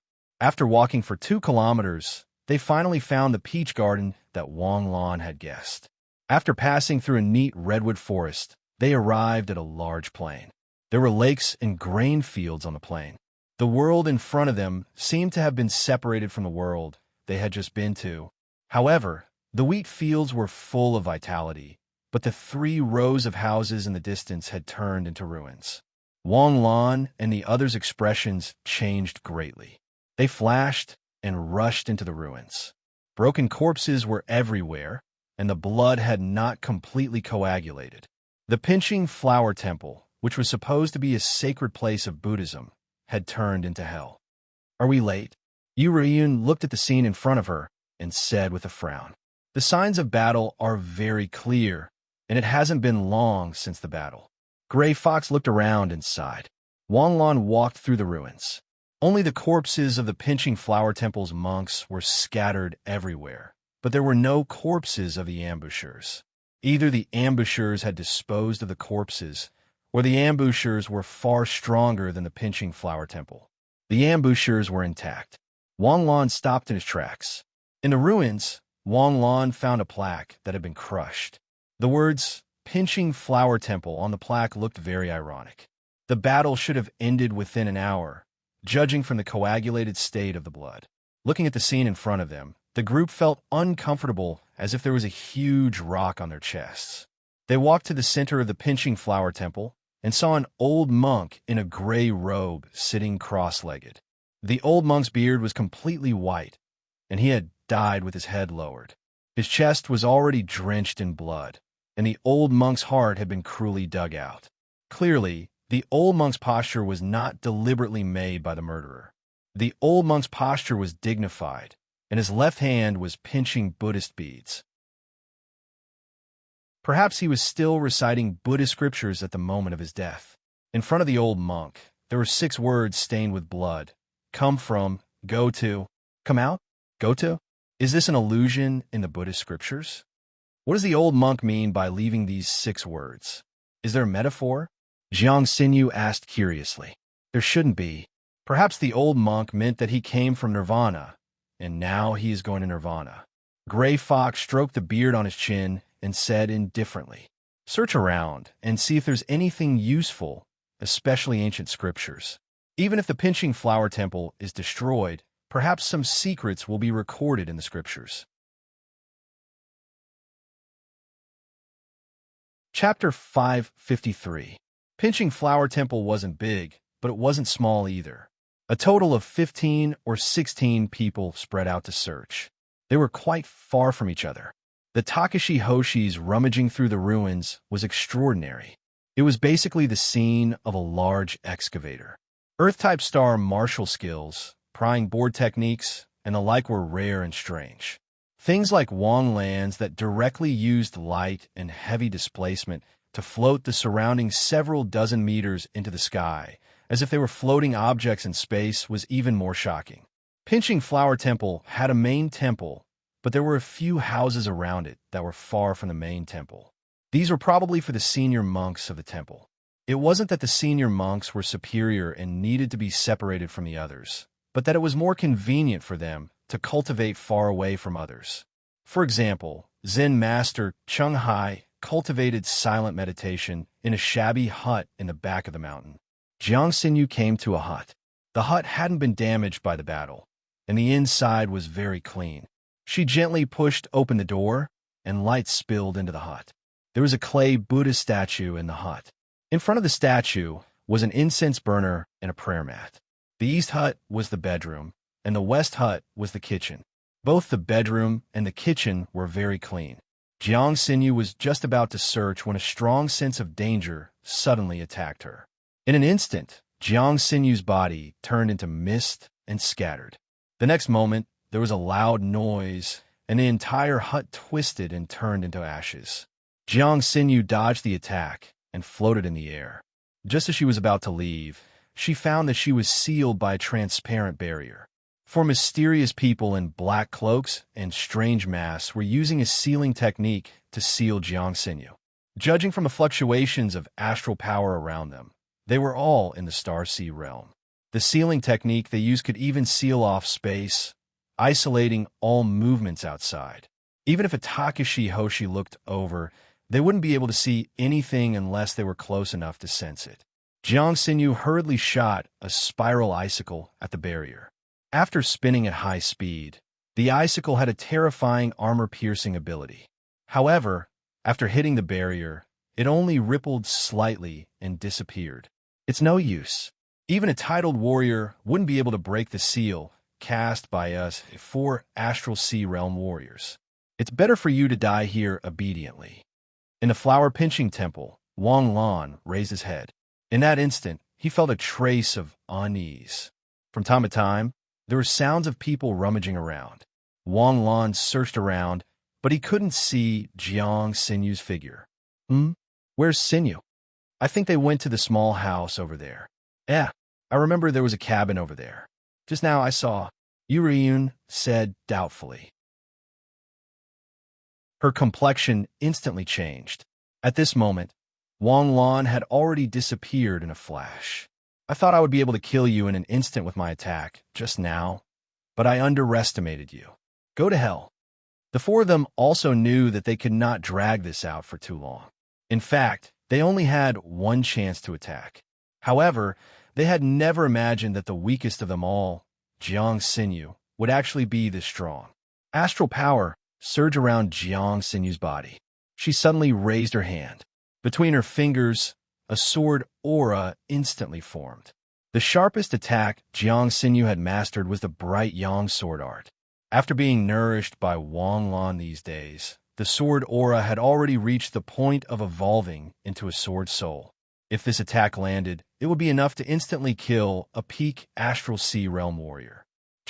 The sword aura instantly hit the seal on one side of the barrier. The powerful sword aura ruthlessly pierced into the barrier like a needle.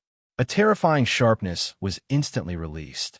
The entire barrier suddenly became distorted. In the outside world, in the originally empty space suddenly became distorted. It was as if the world was seen through a mirror. Seeing this scene, how could Wang Lan not know that there was a barrier here? He instantly raised his hand and a sword aura swept out. Wang Lan's bright yang sword art and Jiang Xinyu's bright yang sword art were on a completely different level. If Jiang Xinyu's bright yang sword aura was something that a titled warrior would not dare to take, then Wang Lan's bright yang sword art was something that even Di Lu, who had surpassed the astral soul realm, would not dare to take directly. With a slash of the sword, the barrier in front of them instantly shattered. With a boom, a ball of astral power instantly exploded in the space. The hidden space appeared in front of Wang Lan's eyes. The 4 figures flew backward. Jiang Xinyu, on the other hand, stood where she was with surging astral power. She looked at the shattered barrier in a daze, somewhat dazed and adorable. Jiang Xinyu indeed felt a sense of defeat. Speaking of which, the 4 mysterious Takashi Hoshi thought that by sealing Jiang Xinyu in the barrier, they could surround and kill her. However, they had not yet figured out who was the wolf and who was the tiger. Jiang Xinyu's sword aura had already tested the strength of the barrier. With Jiang Xinyu's bright yang sword art, virtuous like water, and multiple S-rank Takashi Hoshi skills, she could even fight against the 4 astral sea realm experts. What did it matter if she could not break the barrier? At worst, she could just kill the people who created the barrier. However, before she could exert her strength, Wang Lan's sword broke the barrier and sent the 4 mysterious Takashi Hoshi flying.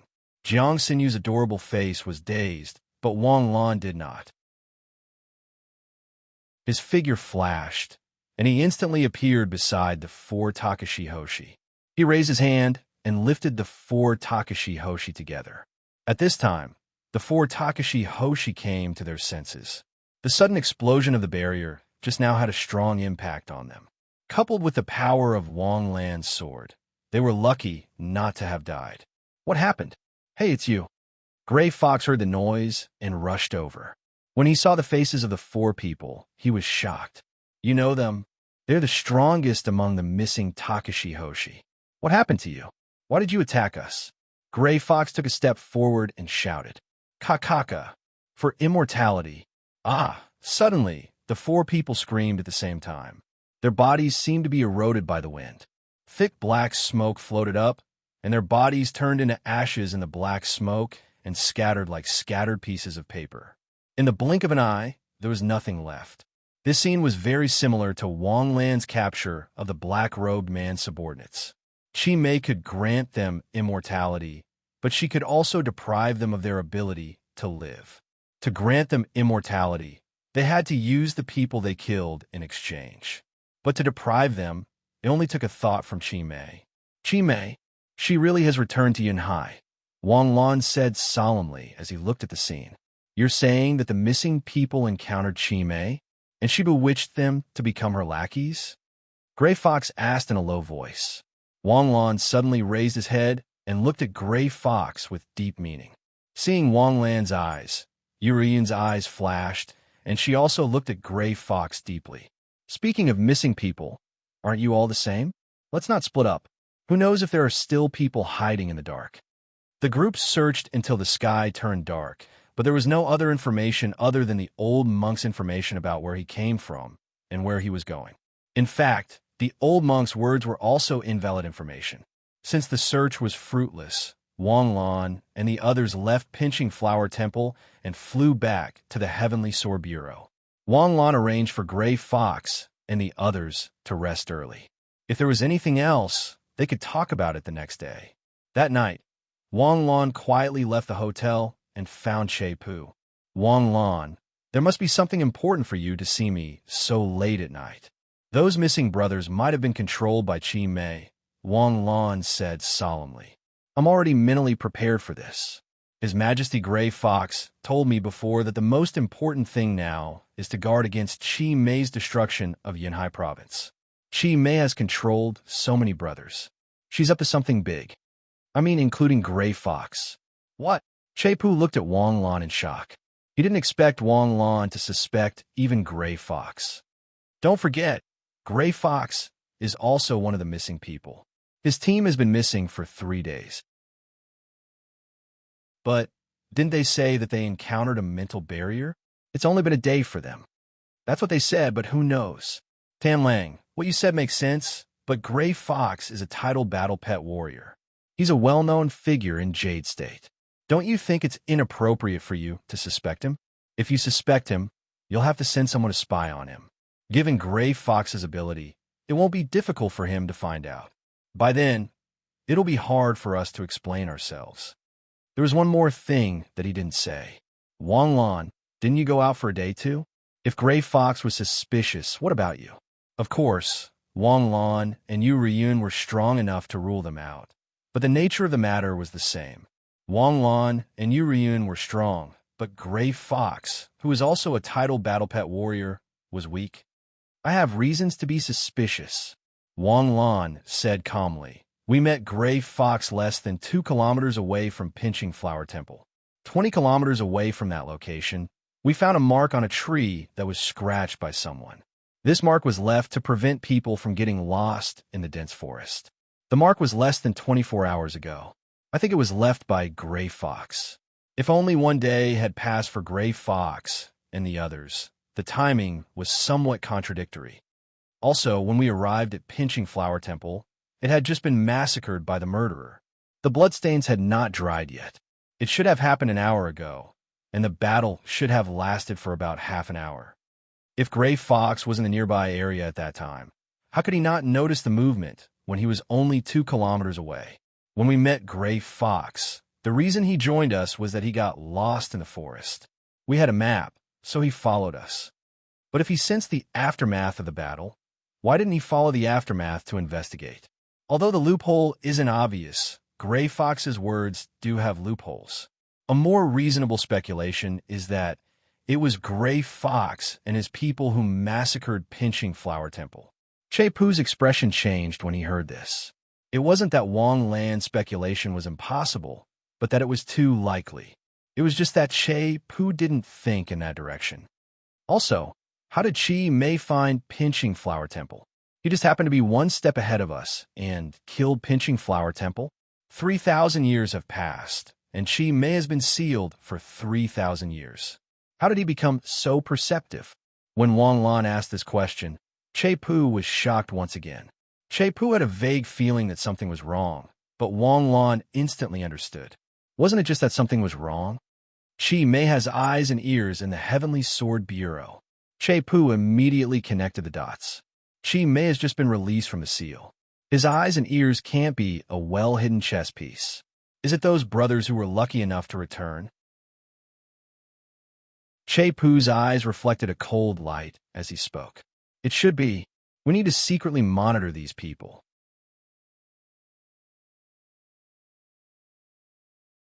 Chapter 554. In the silence of the night, the shadows of the trees swayed slightly. A man in a black coat walked through the shade, seemingly in a hurry. The north wind was howling. It was so cold that the branches were trembling. A few leaves fell like snowflakes. Under the shade of the trees, it was pitch black. All of a sudden, a black spot that was even darker than the night appeared in the pitch-black darkness. The black spot gathered quickly and formed a dark hole under the shade of the trees. Gradually, the hole stood up. An average-looking man appeared under the shade of the trees. His name was Shadow, an special agent of the Heavenly Sword Bureau in Yunhai Province. His talent was shadow transformation. He could hide in the dark and even in the shadows of others. Although his strength was only at the peak of the nebula realm, he relied on his ability to appear and disappear unpredictably to obtain very important information for the Heavenly Sword Bureau. Thus, he was promoted to lieutenant colonel as an exception. There were only a few lieutenant colonels in the entire Heavenly Sword Bureau in Nebula. His task this time was very difficult. He had to spy on Gray Fox, a tidal battle pet warrior. When he first received the mission, Shadow thought that Chief Che was crazy.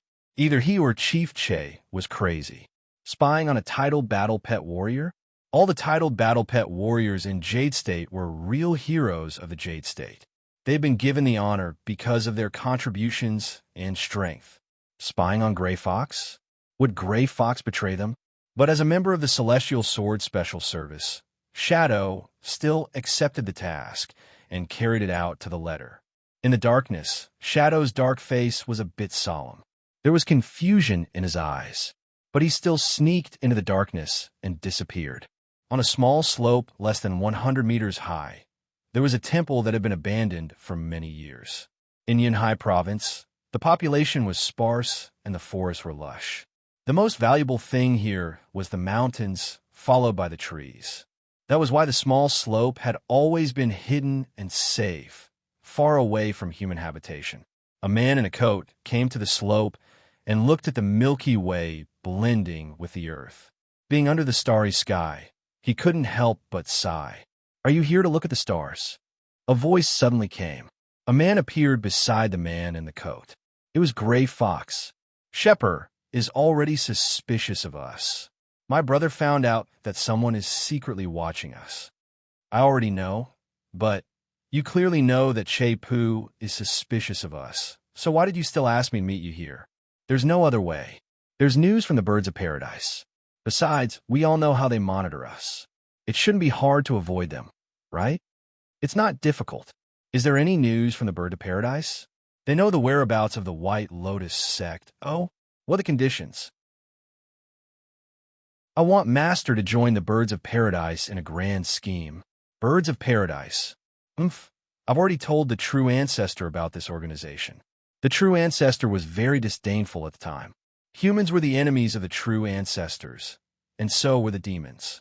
In other words, neither humans nor demons were enemies of the true ancestors. The true ancestor had no intention of intervening in their war.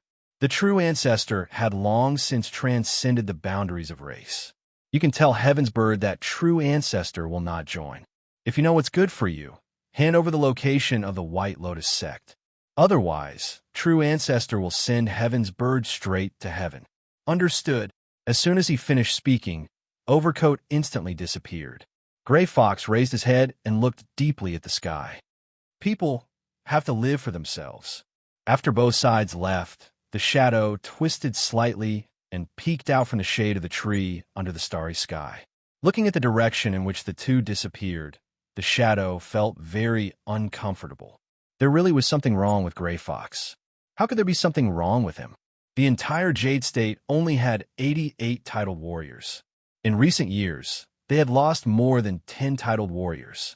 Currently, there were only 70 or so titled warriors recorded. Every one of them was a valuable asset of the Jade State. They were priceless treasures. Gray Fox had actually betrayed the Jade State and the humans. How could he not feel uncomfortable?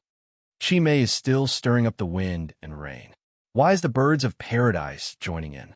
Wang Lan's eyes flashed coldly after receiving the news from the shadow. Lord Greed, I didn't dare to get too close at the time, so I couldn't hear them clearly. However, they mentioned a snobbish organization many times. It seems to be the White Lotus sect. Oh, Wang Lan immediately became alert and sat up straight. But their voices were very low, so I couldn't hear them clearly. How about this? Secretly follow the person who contacted the Birds of Paradise. When he contacts the Birds of Paradise again, inform me and intercept him on the spot. Yes. After receiving the response, Che-Pu was silent for a long time. He didn't dare believe that Gray Fox would betray the humans, but the truth was that he had no choice but to believe it. Since things had already reached this point, the only thing he could do now was to gather enough forces and wait for the right time to catch Gray Fox and the others in one fell swoop. 2 days later, the Shadow sent another message. Xi and you, the two of you secretly follow Gray Fox and wait for the Bureau Chief signal. Once the signal comes out, immediately arrest Gray Fox. I'll leave Xi and you to you. Don't worry, I can deal with Gray Fox. You can't judge Gray Fox by his strength. Since he joined Chimay, she must have given him an immortal body. Xi and you, your main task is to stay on the sidelines and prevent Gray Fox from ambushing us. I'm going to meet the Birds of Paradise. Following the message left by the Shadow, Wang Lan quickly rushed to the target location. On top of the abandoned construction site's crane, a figure appeared as the wind whistled past. Soon, another figure appeared at the front of the crane. Master Chimay, what do you think? The Birds of Paradise's temple is so small. How can it accommodate my master? Oh, then there's no room for discussion? The Birds of Paradise are nothing more than a lowly organization formed by the demon's lackeys. How could they have the face to ask my master to join them? Even if the demon's divine warriors came, they would still have to be respectful to my master. I understand Mr. May's meaning. I will pass on your message to the leader. Goodbye. Since you've come, don't be in such a hurry to leave. As soon as he finished speaking, a dozen dark figures suddenly appeared around the crane. Even if we can't make a deal, May's actions aren't good, right? You don't deserve to talk about business with my master, and you don't deserve to talk about righteousness. My master is determined to get the information on the White Lotus sect. If you don't give it to me, my master doesn't mind personally talking to your leader. The atmosphere instantly became tense. Ha! Chimay is indeed worthy of being called Chimay. The White Lotus sect has been a hidden sect for thousands of years. Every generation, there is only one disciple. The White Lotus sect's master does not have a name, a sect, or a fixed residence. Every generation's White Lotus sect's master lives in a different place. This generation's master lives in Baita City. Baita City? What are the details? I want his identity, name, and address. Sorry, I don't know. You don't want to say, or you don't know. I really don't know. The other party shook his head. So you're saying, you're playing with me. Suddenly, another voice sounded out. In the dark void, a human face appeared. The human face was as ugly and terrifying as a demon as it quietly floated in the void. Greetings, Master. Greetings, true ancestor. The Heavenly Sword Bureau's spies and the surrounding specters all knelt on the ground to greet the ghost face. You are Mr. Chimay? That's me. Well, I heard that you found the White Lotus sect for me. I was quite happy. I never thought that you would dare to play with me. Do you know the consequences of playing with me? We don't dare. We did not play with Mr. Chimay. We also don't dare to play with Mr. Chimay. There are several hundred people in Baita City. Other than knowing that the White Lotus sect is in by Ta Temple, you don't know anything else? You still dare to say that you are not playing with me? Although we don't know where the Lotus sect's master is, we can help you find him. Every generation's Lotus sect's master only has one disciple. Moreover, it is passed down from father to son. However, for some reason, the previous generation's Lotus sect's master took in a disciple outside when he was passing down the teachings to his son. In the end, he even passed down the secrets of the White Lotus sect to that disciple. He even warned the disciple to kill his son for the sake of the White Lotus sect's inheritance. You say, this person is quite interesting, to actually let an outsider kill his son. 20 years ago, that disciple listened to the previous generation's Lotus sect's master and threw his master's only son off a cliff. However, that person did not die and successfully survived. Moreover, he joined our Birds of Paradise and became a Red Lotus assassin. In other words, the Red Lotus assassin knows the whereabouts of the White Lotus sect's master. The Red Lotus assassin had once returned to the Jade State to search, but at that time, there was no news of the White Lotus sect's master. The only clue he found was that they went to Baita City. However, the White Lotus sect's master had already changed his appearance. At that time, the Jade State had already discovered that Red Lotus had entered the country, so he could only retreat.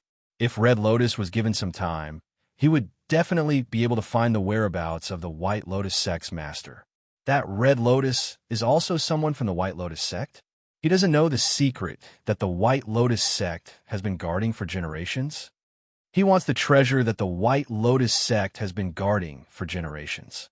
That's why he is bitterly searching for the White Lotus sect's master to take back what belongs to him. Treasure? Chi-Mei's expression slightly changed. She suddenly smiled evilly. You are right. It is a treasure. This treasure, I also want it. When a shadow hiding in the shadows heard this, it was more or less done.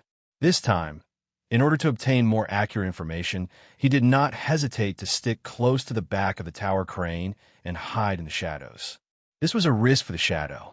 Although his innate ability was to appear and disappear unpredictably, he was still just a nebula. The shadow moved slightly, and like a snake, he slithered down the tower crane and retreated. However, this movement instantly alerted Chi-Mei in the void. Who is it? As soon as he spoke, the Heavenly Sword Bureau's spy moved instantly. His figure flashed and appeared next to the shadow. Shadow, not good. The shadow instantly turned into a black shadow and fled downwards. Boom, boom. Two pillars of fire instantly bombarded the shadow's position. With a loud bang, the corroded tower crane collapsed with a boom. The shadow could no longer maintain his shadow form and floated in the void. However, he was already surrounded by black shadows. This time, I'm done for. Shadow, we are brothers. I didn't expect you to spy on me. Since you refused to take the path to heaven, don't blame your brother for being heartless. Traitor, die. The spy's figure turned into a stream of light, and his blade slashed down like lightning. Even a Galaxy Realm expert would not be able to react in time to this blade, let alone a mere nebula shadow. By the time the shadow realized that he had to dodge, the blade had already descended. Pah! A hand suddenly appeared in front of the shadow. The falling blade was caught by that mysterious hand.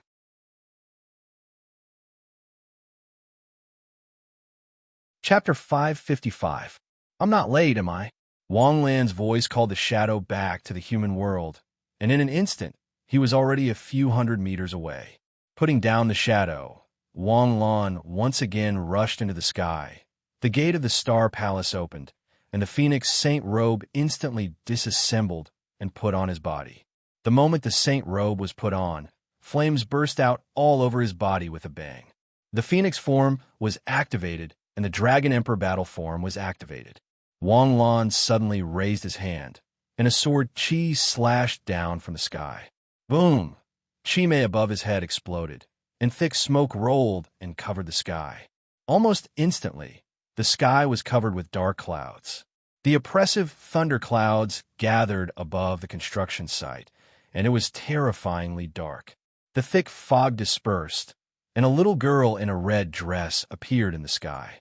Her long hair fluttered in the wind, and two little feet in red leather shoes stepped in the void, rippling the void as she walked over step by step. "You again." Chimei's voice had turned into a little girl's childish voice. Strange black lines appeared on the little girl's tender face. Her eyes were pitch black, and she looked exactly like a female ghost in a horror movie. Wang Lan didn't talk nonsense, and raised a Zampa-kudo and slashed at the little girl's head. "Last time, this sovereign just didn't want to be entangled with you. Since you want to die today, then this sovereign will accept you."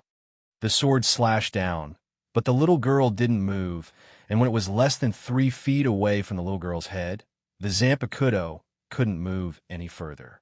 Wang Lan's left hand formed a sword and instantly stabbed out a bright yang sword chi. The sword chi was like a laser light sword that blasted the protective barrier in front of Chimei, and the power of the bright yang sword art was much stronger than the Zampa-kudo. Chimei didn't dare to take it lightly, and black smoke rolled in her palm, competing with Wang Lan's star power. Boom! Wang Lan's bright yang sword art was the first to explode, and Wang Lan's figure instantly flew upside down. The tide of spiritual power surged and poured in all directions, and the surrounding bird of paradise emissaries and Chimei's puppets were instantly swallowed up by the tide of spiritual power like boats in a tsunami. The little girl's eyes narrowed slightly. The spiritual energy in front of her eyes was chaotic, and she couldn't see anything clearly. Suddenly, the little girl's eyes widened. Countless dots of light suddenly pierced through the spiritual energy tsunami and attacked her. The swords of light turned into countless birds and attacked the little girl from all directions. The little girl gently opened her hand, and the barrier was raised again. The light bird hit the barrier, creating countless ripples like rain hitting water. After being sealed for 3,000 years, Chimei's strength was no longer at its peak, not to mention that her physical body was also sealed. Her current physical body was only a temporary residence for her. If she had encountered an ordinary Takashi Hoshi, Chimei would have been able to kill him with a wave of her hand. However, when she encountered someone at the level of Wang Lan, Chimei felt extremely uncomfortable. Twin Dragon Flash. Suddenly, Wang Lan appeared behind Chimei. Both of his hands struck out with the bright yang sword art and slashed down fiercely. Chimei hurriedly moved her barrier to block Wang Lan's sword. The sword chi and the barrier canceled each other out, but Wang Lan's other sword had already slashed down. Although Chimei's appearance was that of a little girl, Wang Lan knew that the little girl was already dead. The one in front of him was only Chimei. TCH. The sword chi slashed through, and Chimei's head flew into the sky. The little girl's head that flew into the sky suddenly opened her mouth and spat out a cloud of black mist that enveloped Wang Lan. At the same time, in Kuinyu City, Chepu picked up the walkie-talkie the moment he received Wang Lan's message. The capture operation will now begin. The 3 spies within the Heavenly Sword Bureau, as well as a group of powerful Takashi Hoshi led by Gray Fox, instantly fell into the trap that had been set up long ago. Chimei's puppets were basically immortal. If it had been the Heavenly Sword Bureau without any information, they would have definitely suffered a great loss. But now they knew that the so-called immortal body was nothing more than killing them a few more times. After Chimei's puppets were killed, they would not be resurrected elsewhere. They would still be resurrected in the same place. But if they were resurrected in the same place, it would be easy to deal with them. The moment they were resurrected, they would launch an overwhelming attack again. With 3 times the power to capture them, no matter how Gray Fox jumped around, it would be useless to capture them. At this moment, Gray Fox was panting heavily. He stared fiercely at the woman in front of him. This woman was as amazing as Wang Lan, and was once known as the #1 genius of Jade State in 1,000 years. Gray Fox knew that Wang Lan was powerful. The legend of Wang Lan was still circulating in the Cloud Sea reclamation space. A young and powerful Takashi Hoshi like Wang Lan should be unique. Under the glory of Wang Lan's achievements, even Yu Ryun's brilliance seemed a little dim. But Gray Fox had forgotten that this era was a bright galaxy. No matter how dazzling a person's brilliance was, it could not stop other stars from shining. Yu Riyun was someone who wasn't any weaker than Wang Lan in terms of strength or talent. In a short span of 10 minutes, Gray Fox had been killed by Yu Riyun 3 times. 3 times. Would you believe that a titled battle pet warrior was killed by another titled battle pet warrior 3 times in 10 minutes? That titled battle pet warrior was just warming up and wasn't even injured? Yu Riyun was a titled battle pet warrior, not one of the 5 emperors. Was the gap between titled battle pet warriors so desperate? Gray Fox was not the only one who couldn't figure it out. Even Jiang Xinyu found it hard to believe. The gap between her and Yu Riyun had been widened again. Jiang Xinyu couldn't help but wonder if Wang Lan and Yu Riyun were the only ones in the world who were making progress. Were the others still at the same place, or what? The situation on Yu Riyun's side was becoming clearer. But on Wang Lan's side, there was still a cloud of confusion. Qi Mei was beheaded by Wang Lan. Her head flew to the sky. But soon, Qi Mei's head flew back to her head, unharmed. As for Wang Lan, the black smoke entered through her 7 orifices. Your saber is strange. It can hurt souls. Unfortunately, I'm not afraid of soul attacks. I have a lot of souls, millions of them. You've already been infected by my qi and blood. Obediently accept my gift. If you resist, you'll die. That was the power of curses, a mysterious power that was different from curses. There was no way to defend or resist it. Wang Lan was trembling. He almost couldn't hold the Zanpakuto in his hand. Seeing this, the dark shadows that had not been killed by the aftermath of the battle smiled. The outcome was decided. Holy fire of light. Boom. All of a sudden, flames burst out around Wang Lan. The milky white flames danced like milk. Almost instantly, the power of curses that had invaded Wang Lan's body was melted away. Qi Mei's expression changed. She looked at Wang Lan with fear. He wasn't afraid of soul attacks, but that didn't mean he wasn't afraid of purification attacks. The nature of this holy fire of light made her feel a sense of danger. As the negative effects were dispelled, Wang Lan held the Zanpakuto tightly. Bangkok! Boom! A pillar of light shot up to the sky. The dark clouds in the sky seemed to have been split open. The dark clouds slowly parted from the middle. The light shone on Qi Mei's face. Qi Mei looked up and bathed in the beautiful light. Suddenly, a heavenly sword descended from the sky amidst the light. The heaven sword was 100 meters long, as tall as a 30-story building. The heaven sword that descended from the sky had the ability to lock on and instantly froze Qi Mei's body. Judgment of light. Boom! The judgment of light pierced the little girl's chest. The little girl's empty eyes looked at the bright but not blinding sunlight, then melted in the light and disappeared. Wang Lan's body was covered in flames. His cloak turned into a pair of wings. Reaching out, the sword of light returned to Wang Lan's hand. Under the judgment of light, not only Qi Mei, but all the puppets that Qi Mei controlled also disappeared. Human, that's a pretty good move, but I won't play with you anymore. The next time we meet, I hope you'll be a bit stronger. With your current strength, you're still no match for me. Her voice echoed in the air, but Qi Mei's figure could no longer be seen. Wang Lan glanced around. The huge construction site was now in ruins. It was an unfinished building to begin with, so he might as well do the local government a favor and help them demolish it. Wang Lan rushed into the sky and rushed towards Jiang Xinyu and the others. At this time, Gray Fox had once again rewritten his death status and awakened from the dead. The woman in front of him had already killed him 7 times. No matter how careful he was or what methods he used, it was all in vain in front of absolute power. How many people have you killed after you joined Qi Mei? Yu Ruiyan suddenly asked. Is that important? A fine bird chooses a tree to nest in. I didn't choose to be born as a human, so I've been loyal to the human race. I've risked my life for the human race. I've long repaid the human race's kindness of raising me. Now that I've been transformed by Qi Mei, I believe in Allah. We don't want to get involved in the war between humans and demons. We just want to open up a home that belongs to us. Is that wrong? Ridiculous. Yu Ruiyun raised her hand and slashed down again. Gray Fox used all his senses, but he couldn't sense where Yu Ruiyun's sword came from or how she did it. Ah! Suddenly, Gray Fox let out a scream. Yu Ruiyun's sword froze in the air.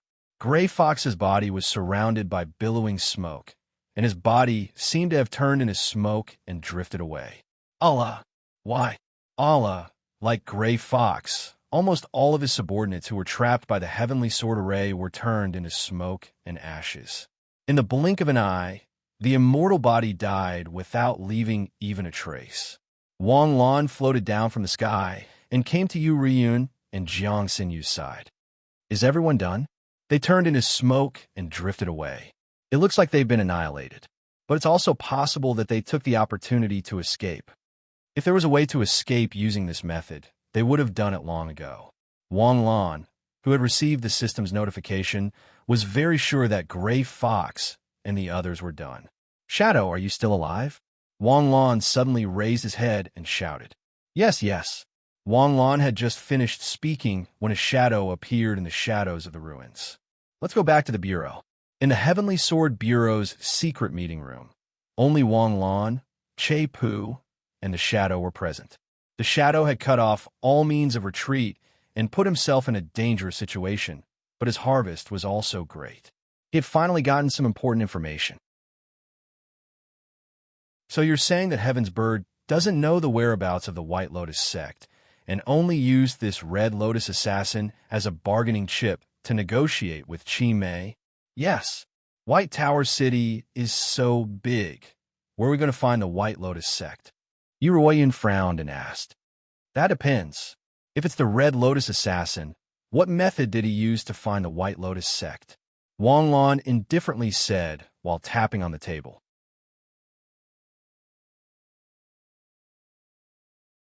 Chapter 556.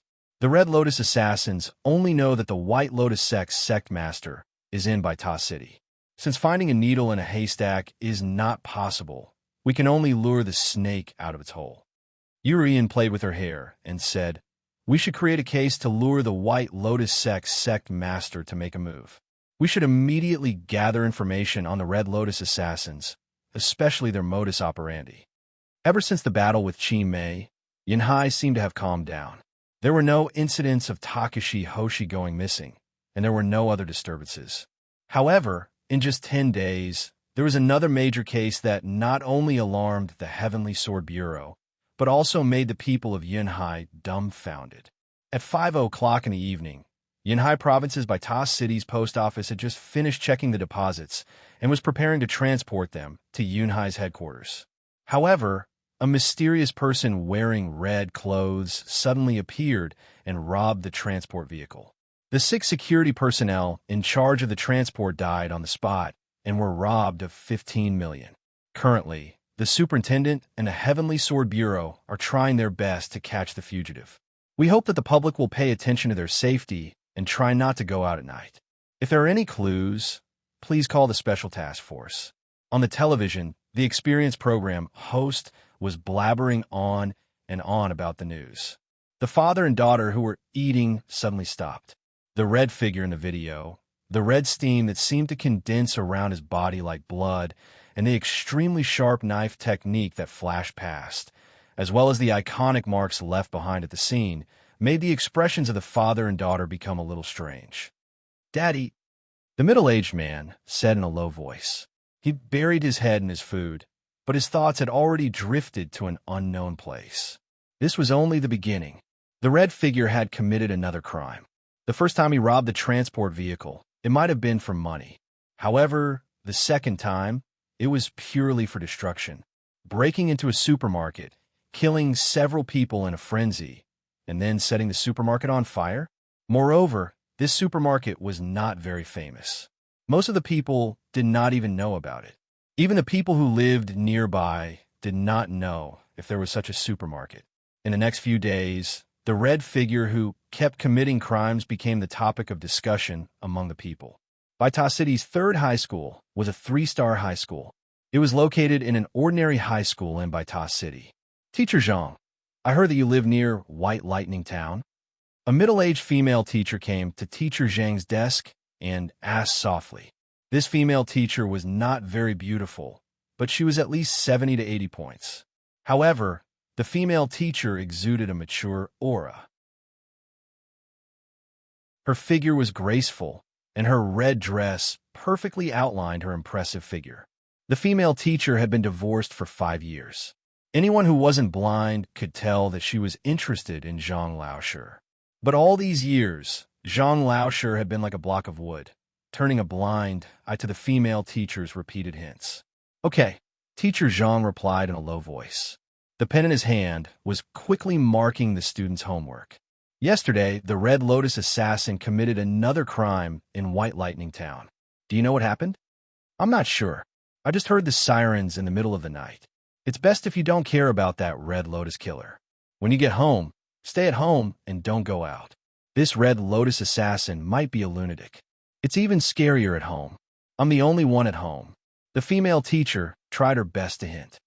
But you live in a small district. There are neighbors everywhere. If there's anything, just shout and someone will come to help. If there's no need to, don't go out. It's not safe. Teacher Zhang, the principal said that I'll be in the same class as you next semester. Oh, okay. From the beginning to the end, Teacher Zhang kept his head down and marked the student's homework. The female teacher turned around in disappointment and left in her high heels. Behind Teacher Zhang, a balding male teacher raised his head and let out a long sigh at the female teacher's departing figure. Old Zhang, what are you thinking? What do you mean? Teacher Zhang raised his head in confusion. All the teachers in the school know that Teacher Liu is interested in you. Don't tell me you don't know. What are you thinking? Your wife has been gone for more than 10 years. Don't you feel lonely raising your daughter alone? I think Teacher Liu is a good person. She knows how to take care of people. Moreover, she hasn't spread any rumors in the 5 years since her divorce. She's a good woman who knows her place. Don't talk nonsense. Teacher Zhang stopped writing and raised his head to say in a low voice. I think you're just pretending. Do you have to wait for the woman to confess to you before you stop? If you're worried about your daughter, she's your daughter's form teacher. The two of them have a good relationship. No, that's not the reason. I can't hurt her. Teacher Zhang smiled bitterly and lowered his head to continue marking the student's homework. Mao Mao. In the class, an innocent girl stopped writing and looked up at the girl sitting next to her. Recently, that Red Lotus killer has been causing a lot of panic. Isn't your father the police chief? Haven't you found any clues? I don't know. My father hasn't been home for 4 days. I heard that the Heavenly Sword Bureau is leading the arrest. I don't know where that Red Lotus killer came from. Even the Heavenly Sword Bureau can't do anything about him. The girl named Mao Mao had a lot of opinions on her face. Tong Tong, stay at home when you get home. Don't go out. That Red Lotus killer is a lunatic. He comes and goes like a ghost. If he continues to cause trouble, the school might have to go on holiday. Really? The eyes of the boys behind them lit up when they heard the girl's conversation. The school is going on holiday? Red Lotus killer, you're a good person. Zhang Xiaodong turned around and glanced at the two boys. Her eyes were full of disdain. The sky darkened slightly. A flame shot up into the sky. An ear-piercing siren pierced the sky. Team 2, take note. Surround him from the southeast. Team 3, take note. Surround him from the northeast. This time, we must catch that bastard. Understood. A slender figure walked out slowly from the raging flames with his back facing the flames. Hearing the siren, the man in red paused for a moment. In a flash, he rushed into the sky and landed on a street lamp. Then, with a few nimble leaps, he disappeared from sight. Red Lotus killer, you've been surrounded. Please surrender. In the artificial lake in the park, 5 Celestial Sword Special Service members surrounded the man in red. Astral power surged around the 5 of them. They stared at the man in red with full vigilance. Suddenly, the man in red moved. His body emitted scorching red waves of air. Like a ghost, he rushed toward one of them.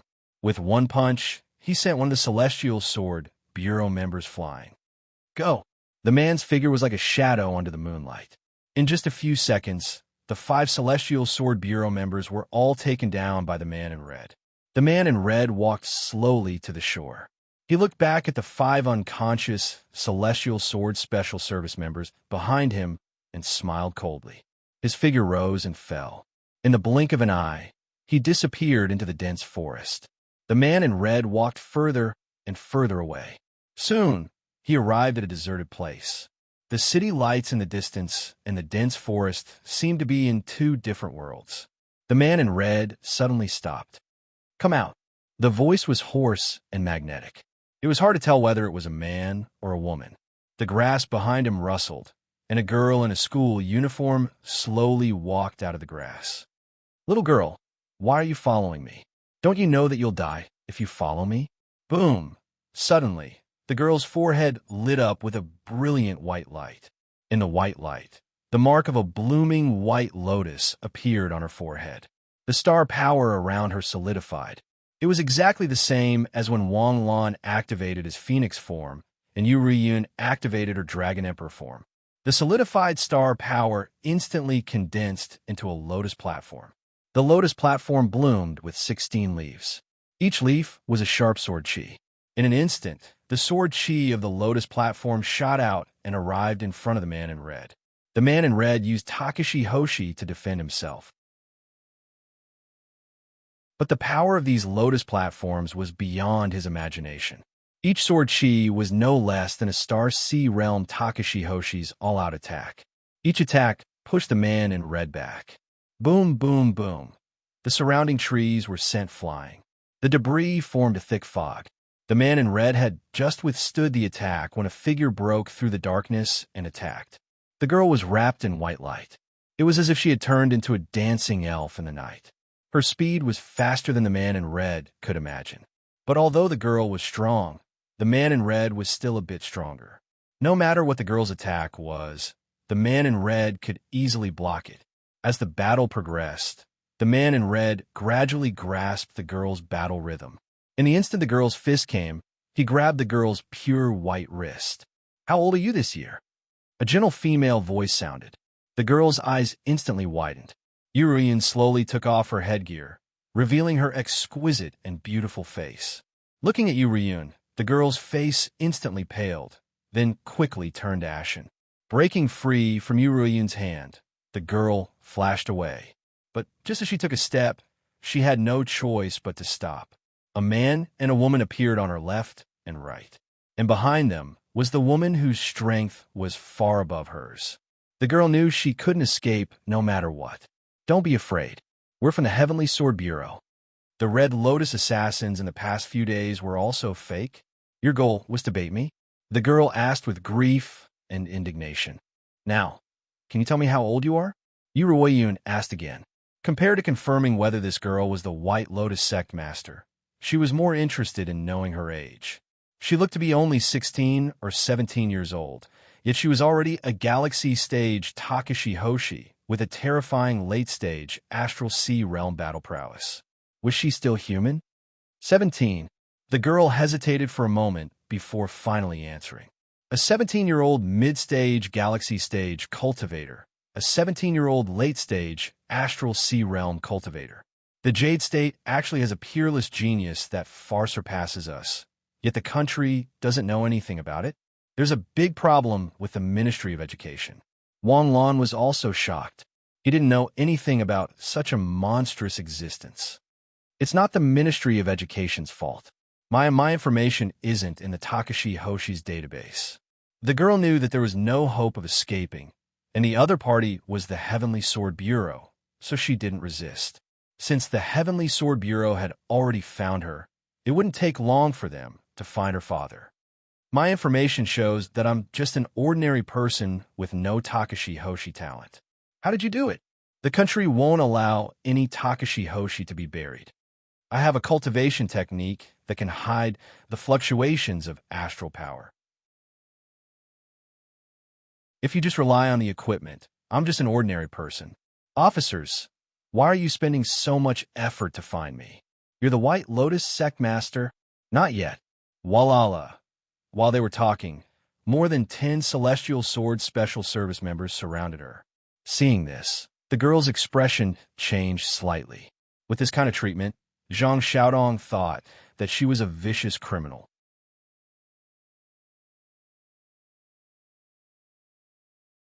Chapter 557. Mr. Zhang looked up at the clock on the wall. It was almost 8 o'clock. His daughter said she was going to Ms. Lu's house after school, and Mr. Zhang didn't suspect anything. Ms. Lu and Zhang Xiaotong were very close, and she often invited Zhang Xiaotong to her house. Mr. Zhang was very confident in his daughter. In terms of strength, his daughter was probably already above him. Mr. Zhang admitted that his talent was average, and he had accomplished nothing in his life except for teaching. But he was still very happy that he had raised this daughter. But it was already 8 o'clock. Normally, Zhang Xiaodong would be home before 7 o'clock. Mr. Zhang took out his phone and hesitated. Should he call Ms. Lu? Woo, woo, woo. The siren sounded, and it was getting closer and closer. Soon, it stopped at the intersection in front of his house. Mr. Zhang's hand paused, and he sighed and gave up. Footsteps came from afar. Mr. Zhang opened the door and saw his daughter walking in front with a group of people in military uniforms. Obviously, they were the Heavenly Sword Bureau. As for why his daughter was with them, it didn't matter anymore. Come in, Mr. Zhang opened the door and said, and then he glared at his precious daughter. But this glare was more of a relief, and he didn't blame her. His daughter was so talented, but because of him and the White Lotus sect, she could only live in obscurity. This was too unfair to Zhang Xiaotong. Although Mr. Zhang was an ordinary person, he had been paying attention to the changes in the world of Takashi Hoshi.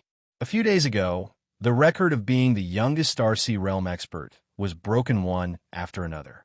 First, it was Yuriyun, then Wang Lan, and now Jiang Xinyu. The first two were already titled, and it wouldn't be long before the third was titled. But Mr. Zhang knew that it was because his precious daughter hadn't come out yet. If she came out, these peerless geniuses would be overshadowed. What was his daughter's talent?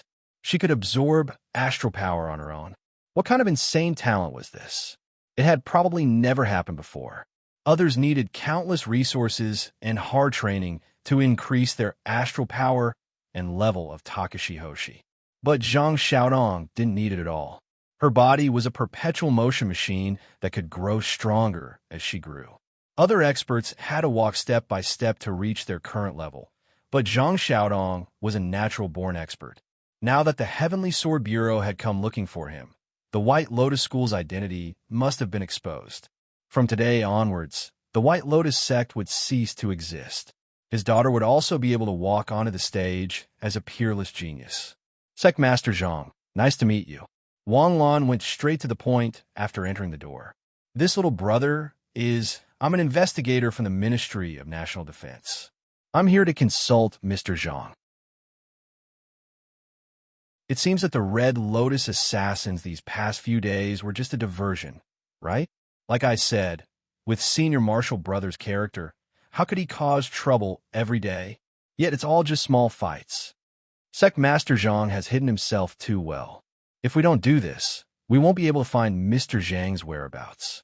Now that the situation is critical, I have no choice but to ask Mr. Zhang for help. Crisis? What crisis? Qi Mei escaped. Impossible. Upon hearing this, Zhang Laosher's first reaction was that it was impossible. Qi Mei's physical body is still sealed in our hands. How did she escape? Qi Mei's physical body is still sealed, but her primordial spirit has escaped. Although Qi Mei has lost her physical body, she can still live in a human's body and wreak havoc. Zhang Laosher's face lit up. Although Qi Mei can live in a human's body, her strength must be greatly reduced. She'll come looking for me. That's right. That's why we have to find you before Qi Mei does.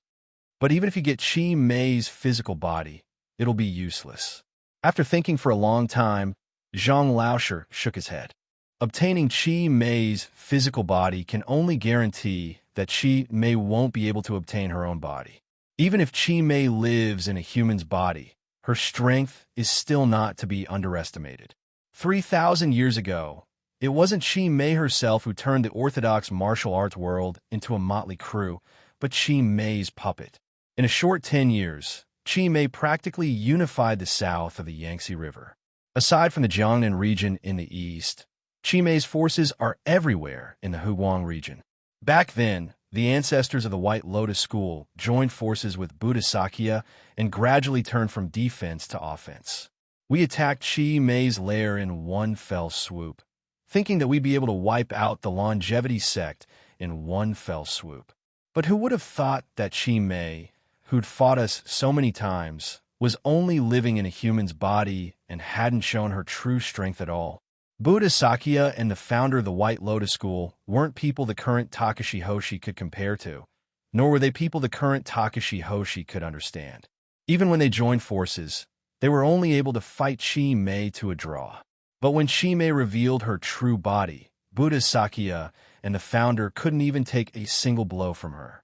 In the end, Buddha Sakya used the Vajra seal and the heavenly dance wheel to extract Chi Mei's primordial spirit from her body. Then, he severed a golden avatar of his to suppress the primordial spirit and successfully sealed Chi Mei. The White Lotus School is only guarding Chi Mei's body. The only way to seal Chi Mei's primordial spirit is to use the Vajra seal. Although the Buddhist school has survived through thousands of years of war, many of its scriptures have been lost, including the Vajra seal and the heavenly dance wheel, Wang Lan said with a frown. When Buddha Sakya left, he left behind his disciple Canaan to watch over her primordial spirit. He also left behind the secret art of the Vajra seal. If you can find the flower-pinching temple, you might still have a chance. We've already found the temple, but we were too late. Chi Mei's minions have already destroyed it. Is that so? That's troublesome. The Buddhist school's heritage is spread throughout the world. Why don't we ask the other countries if they don't have the Vajra seal?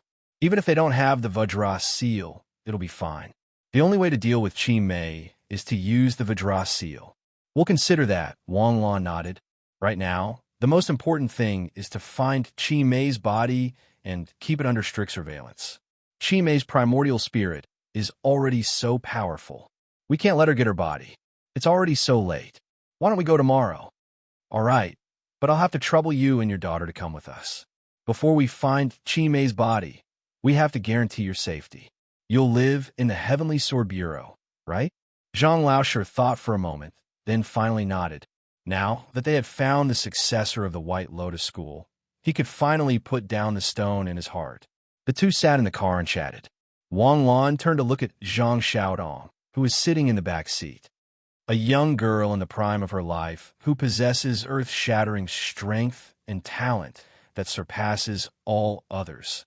General Wang, you're only 20. Zhang Laoshi chuckled and shook his head. I'm only 3 years older than Tong Tong. How can I be so old?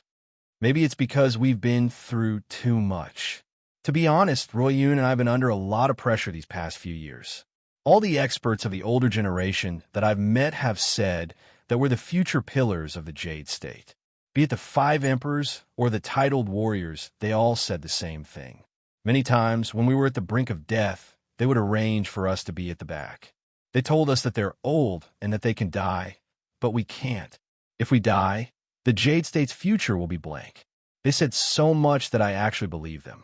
Now that I've seen Zhang Xiaodong, I finally understand. Understand what? I'm not, she's the one. They're old and can't keep up with the times.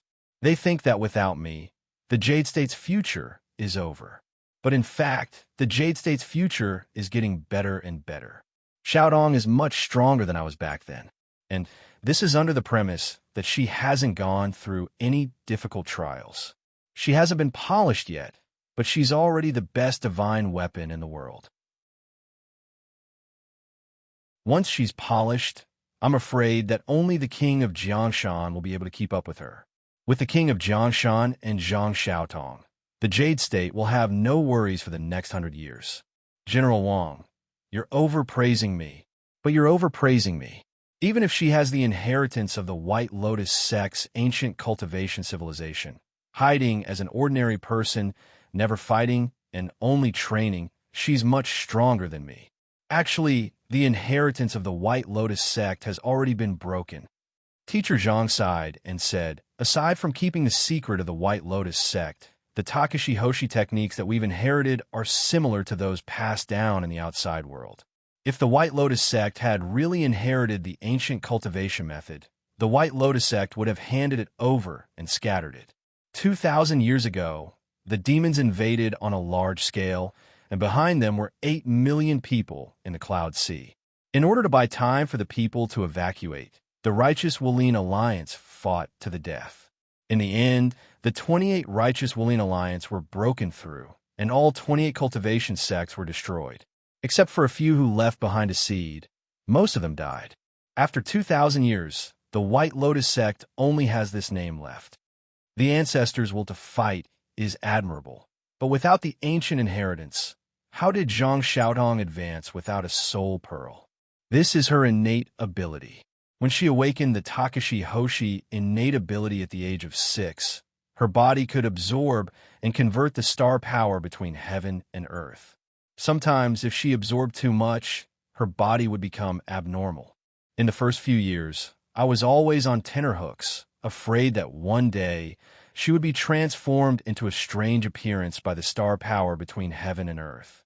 Fortunately, she later learned to control and balance the absorption and conversion, so her body didn't become abnormal again.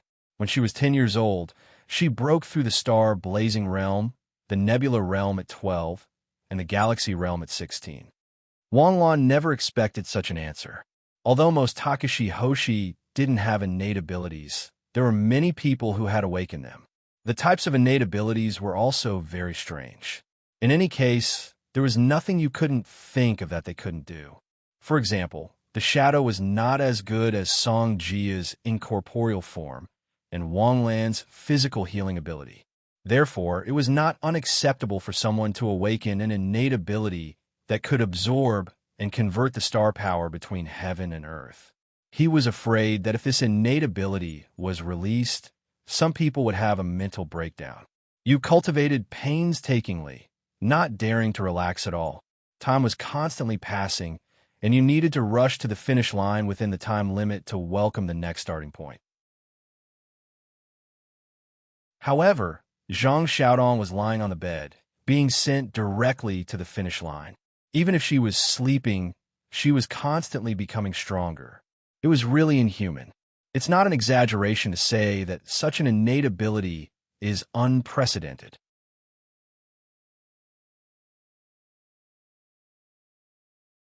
Chapter 558. On the morning of the second day, Zhang Laoshe brought Wang Lan along. Zhang Laoshe only knew the exact location from his master, but he had never been to that place before. There was a mnemonic chant at the secret location, and the way to read this mnemonic chant was through another set of mnemonic chants. This ensured that only the sect leader of the White Lotus sect knew of the secret. They walked around the mountain for an entire day, and this was with Wang Lan leading Zhang Laoshe when they didn't need to use their mobility to move. If it was Zhang Laoshe himself, he might not be able to find this location even after 3 days. Finally, Wang Lan followed Zhang Laoshe to a cave. The cave twisted and turned, and the sound of dripping water could be heard. Wang Lan ignited the Sun True Fire. Even if it was just a small flame, it would be able to light up the entire cave. Suddenly, countless bats appeared in the cave. There were tens of thousands of bats densely packed together. Wang Lan hurriedly raised the divine light to envelop the two of them, allowing the bats to wash over them like waves.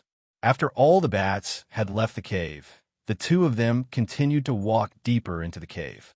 Finally, the two of them arrived at the deepest part of the cave. There was a flat mountain wall here, as though it was made of cement. On the wall, there was a strange and complicated picture. General Wang. This is a ceiling formation set up by a Buddhist expert. It seals an alternate dimension. As Zhang Laoshe spoke, his body suddenly lit up with a white glow. It was as gentle and beautiful as the moonlight. Zhang Laoshe raised his finger and drew along the mnemonic chant. From a metaphysical point of view, Zhang Laoshe was controlling the formation to activate it. From a scientific point of view, this was a typical activation password. After a long time, the formation on the wall suddenly lit up. The intermittent scribbles began to merge together, and in the blink of an eye, it turned into a spatial door that rippled with space. Zhang Laoshe nodded to Wang Lan and stepped into the spatial door. Wang Lan hurriedly followed behind. After stepping out, everything in front of him opened up. After the spatial door, there was not only an alternate dimension, but also a huge secret chamber. In the secret chamber, there were countless treasures of the illusory flower men's eyes. Teacher Zhang looked at everything in front of him in shock. He couldn't believe it. Ever since the ancient times, the sect masters only knew that the ancient demon Qi Mei's physical body was imprisoned in the forbidden area of the White Lotus sect. The forbidden area of the White Lotus sect was Qi Mei's prison.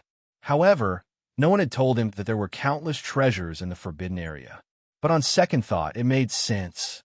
The White Lotus sect was once glorious, especially after Qi Mei was suppressed and the Buddhism sect entered the Central Plains. South of the Yangtze River, in the southwest corner of the Divine Prefecture, the White Lotus sect was once the leader of the righteous sects, the undisputed number one. The ancients loved to hide things, so it was entirely possible that the sect master of the White Lotus sect had hidden the sect's treasures in the forbidden area. No one could guarantee that the White Lotus sect would continue to prosper. Perhaps when it fell, the White Lotus sect could rely on these treasures to rebuild their sect. Thinking up to this point, Zhang Laosher suddenly sprinted towards the pile of treasures. However, he didn't take a second look at the treasures. Instead, he started rummaging through the chests. After opening a box, Zhang Laosher's body started to tremble. There really is, it's really here. Haha, it's really here. Wang Lan walked forward and saw that the chests were filled with square boxes. The boxes were all labeled White Lotus Sect's Qi Refinement Technique, Lotus Heart Sutra, Azure Lotus Sword Technique, White Lotus Sacred Song, White Lotus 9 Skills. These are White Lotus Sect's cultivation techniques. 3,000 years ago, although the White Lotus sect couldn't compare to the sects of the Central Plains, it was still considered a powerful sect. These cultivation techniques are inherited from the ancient cultivation and inherited from the sects of the future. Zhang Laosher revealed a gratified smile. General Wang, if our country obtains a complete set of Takashi Hoshi cultivation techniques, will we be able to restore the glory of the ancient cultivation civilization? Of course. Our era doesn't lack talents or geniuses, but we lack cultivation techniques. Some of the technical difficulties may take us decades or even centuries to overcome. With a systematic cultivation technique, these difficulties will be easily solved, Wang Lan said excitedly. Wang Lan still remembered how excited he was when he brought back the cultivation technique from the Immortal Cloud sect.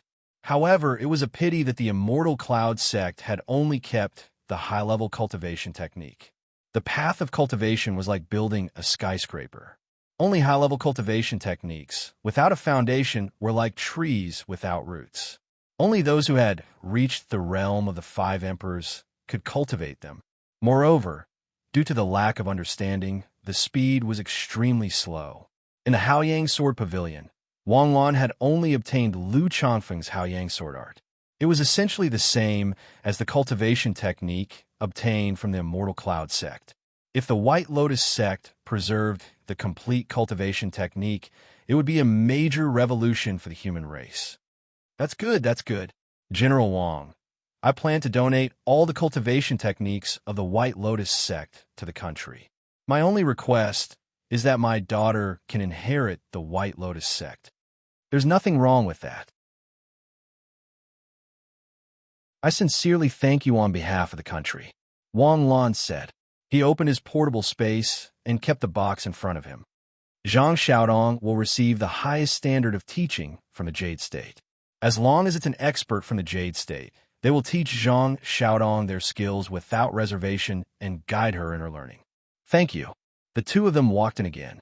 In the deepest part of the forbidden area, the two of them found a huge piece of amber. Originally, Wang Lan thought that the amber would seal a mosquito or something. As for the sealed giraffes, mammoths, and small dinosaurs that he had seen on the internet, they were all photoshopped. However, the scene in front of him refreshed Wang Lan's understanding. In a huge piece of amber about 10 meters in size, there was a hideous and terrifying meatball-like thing sealed inside. "This is the body of a demon?" Wang Lan asked as he pointed at the unknown thing in the amber. "It should be." Teacher Zhang was also unsure. They thought that the flesh of a demon should have a strong body, a body that was born for battle. However, the thing in front of them was actually a round meatball. The meatball was covered with strange and terrifying faces. There were human faces as well as demon faces. Could this thing fight? Could it be rolling around on the ground to crush people? Regardless, they had found the thing, and Wang Lan could finally put down the stone that had been hanging in his heart. The two of them worked together to move the item out of the isolated space. As the amber was too big to be stored in the void storage, Wang Lan could only carry it. The sky outside was completely dark. The two of them returned with a full load at around 8 o'clock. When She Pure, Yuriyun, and the others saw the amber, their first reaction was the same as Wang Lan's. This thing was the body of a demon. It looked more like a for-happiness meatball. Now that Chi Mei's body was in their hands, the next step was to set up a trap for her. Last time, when Wang Lan and Chi Mei fought, Chi Mei was very strong. Although Wang Lan didn't manage to kill her, Wang Lan managed to shatter her body. Chi Mei's strength should be at the level of the 5 kings. Therefore, they needed at least 1 5 kings to guard her. Then, Yuriyun and himself, 2 titled battle pet warriors, didn't seem to be enough. They could apply for more titled battle pet warriors. It would be best if they could find someone who was proficient in sealing techniques. Of course, the most important thing was the sealing power. Once the manpower was in place, they could release the news. After confirming the plan, the Heavenly Sword Bureau of Yunhai started to prepare for the ambush. Among the 5 kings, Emperor Bai happened to be in Yunhai. Therefore, Emperor Bai came to guard the place. Wang Lan had fought side by side with Emperor Bai before. He knew Emperor Bai's strength very well. In terms of explosive power, Emperor Bai was the best. Then, the Department of National Defense sent another 4 titled battle pet warriors to Yunhai, including Wang Lan and Yuriyun. There were 6 titled battle pet warriors. That was a very luxurious lineup. 3 days later, everything was ready. The Heavenly Sword Bureau found the master of the White Lotus clan and successfully obtained the treasures of the White Lotus clan. The news was secretly spread. That night, a person who had passed through the dense forest through a secret channel set foot on the territory of the Jade State again. On the winding path, a man wearing a black coat and a felt hat was walking alone. Behind him was pitch black, and in front of him was pitch black as well. The dense forest on both sides was deep and terrifying. Suddenly, the person stopped. His ears trembled slightly. From the dense forest on both sides, several people suddenly dashed out. The moment they appeared, they were already above the person's head. The people were holding shining Miaodao in their hands. In less than a second, several Miaodao were aimed at the person's head. Whoosh! Suddenly, there was a sound of something breaking through the air. A red ray of light appeared in front of the person. The ray of light swept over the person's head, and the people who were attacking him were instantly cut in half in the air. Their corpses fell and scattered around the person. A bright red long saber had appeared in the person's hand. The blade was bright red, as if it had just been pulled out from a pool of blood. The corpses that fell to the ground twisted and disappeared. The person frowned. He looked around warily at the people who should have been killed by him. "You must be the Red Lotus assassin, ranked 9th in the Birds of Heaven, right?" A voice sounded. Behind the black figure, a mysterious person covered in a black robe suddenly appeared. "Who are you?" "You don't even know who I am. I know why you came to the Jade State. The person you're looking for is in the Heavenly Sword Bureau. There are many experts in the Heavenly Sword Bureau. Even the number 1 expert in the Heavenly Sword Bureau, Sony, died in the hands of the Bureau. You will be walking into a trap if you go there." The Red Lotus assassin's expression changed slightly. He continued to walk forward. "You don't believe me? A person who hides his head and shows his tail is not worthy of my trust." "Very good." The black-robed person slowly took off the cloak on his head, revealing the face of the demons. "Demons? That's right. No, you are not. If you are a demon, you should refute me when I call you that." Demons never admit to being demons. They call themselves gods. Whether you're a demon or a god is not important to me. It is just a name. Let me introduce myself again. My name is Chi Mei. I need your help. Of course, you also need my strength. The Red Lotus assassin looked at the demons in front of him. Their ability is very strange. What is it? I give them the ability to change the reality of death and convert death into a dream. Of course, the price is that you have to sacrifice a life. For an assassin, other people's lives are worthless, right? No, you're wrong. In the eyes of an assassin, every life has value, and it's very valuable. If it is not valuable, how do you expect us to quote a price? That makes sense.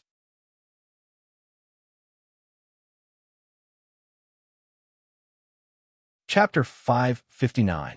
It was another dusk. In Baita City's third middle school, teacher Liu tiredly raised his head and looked at the empty desk in the office next door. Although the third-year teacher's office was not connected, there was a huge glass window. It was almost the end of the year, and the school was in the middle of their revision. At this time, all the teachers were giving the students a final push. However, Teacher Zhang had taken 4 days off. Not only Teacher Zhang Xiaodong had also not come for 4 days.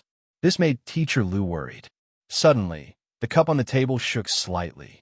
Then, the entire school building shook violently. Earthquake? It should be. Yanhai Province was also an earthquake area. Just as the group of teachers stood up, the entire building suddenly lost its gravitational pull and sank down. Following a scream, Teacher Liu's head was hit by the falling desk, and he fainted. If one were to look down at the third middle school from above, they would see a spectacle. The teaching buildings sank into the ground one by one, as if a switch had been pressed. Ding ling ling, the Red Lotus assassins have made their move. They are at Baita City's third middle school. Wang Lan immediately sat up. Chi Mei finally could not hold back and made her move. Teacher Zhang Xiaotong, Xinyu, and Skywalker, the 4 of you go and deal with the Red Lotus assassins. Since the Red Lotus assassin is cooperating with Chi Mei, there is a high chance that he has obtained an immortal body. You must be careful. Understood. Bai Di looked at Wang Lan with a smile. Wang Lan was becoming more and more imposing as he gave orders. Perhaps even Wang Lan himself didn't realize that Wang Lan had changed from a warrior who charged into enemy lines to a commander. Of course, this commander was still very immature. However, as he grew, Wang Lan would definitely become a commander rank expert. The Heavenly Sword Bureau had released the news that they had found the White Lotus sect and obtained the treasures.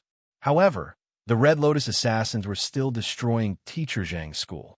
It was clear that they were luring the tiger away from the mountain.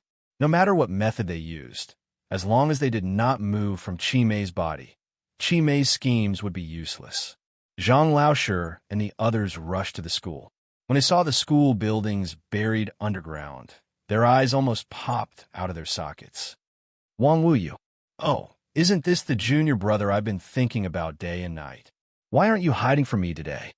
The Red Lotus assassin stood at the top of the flagpole, his coat fluttering violently in the strong northern wind. Looking at the 5 people surrounding him, the corners of the Red Lotus assassin's mouth curled up slightly.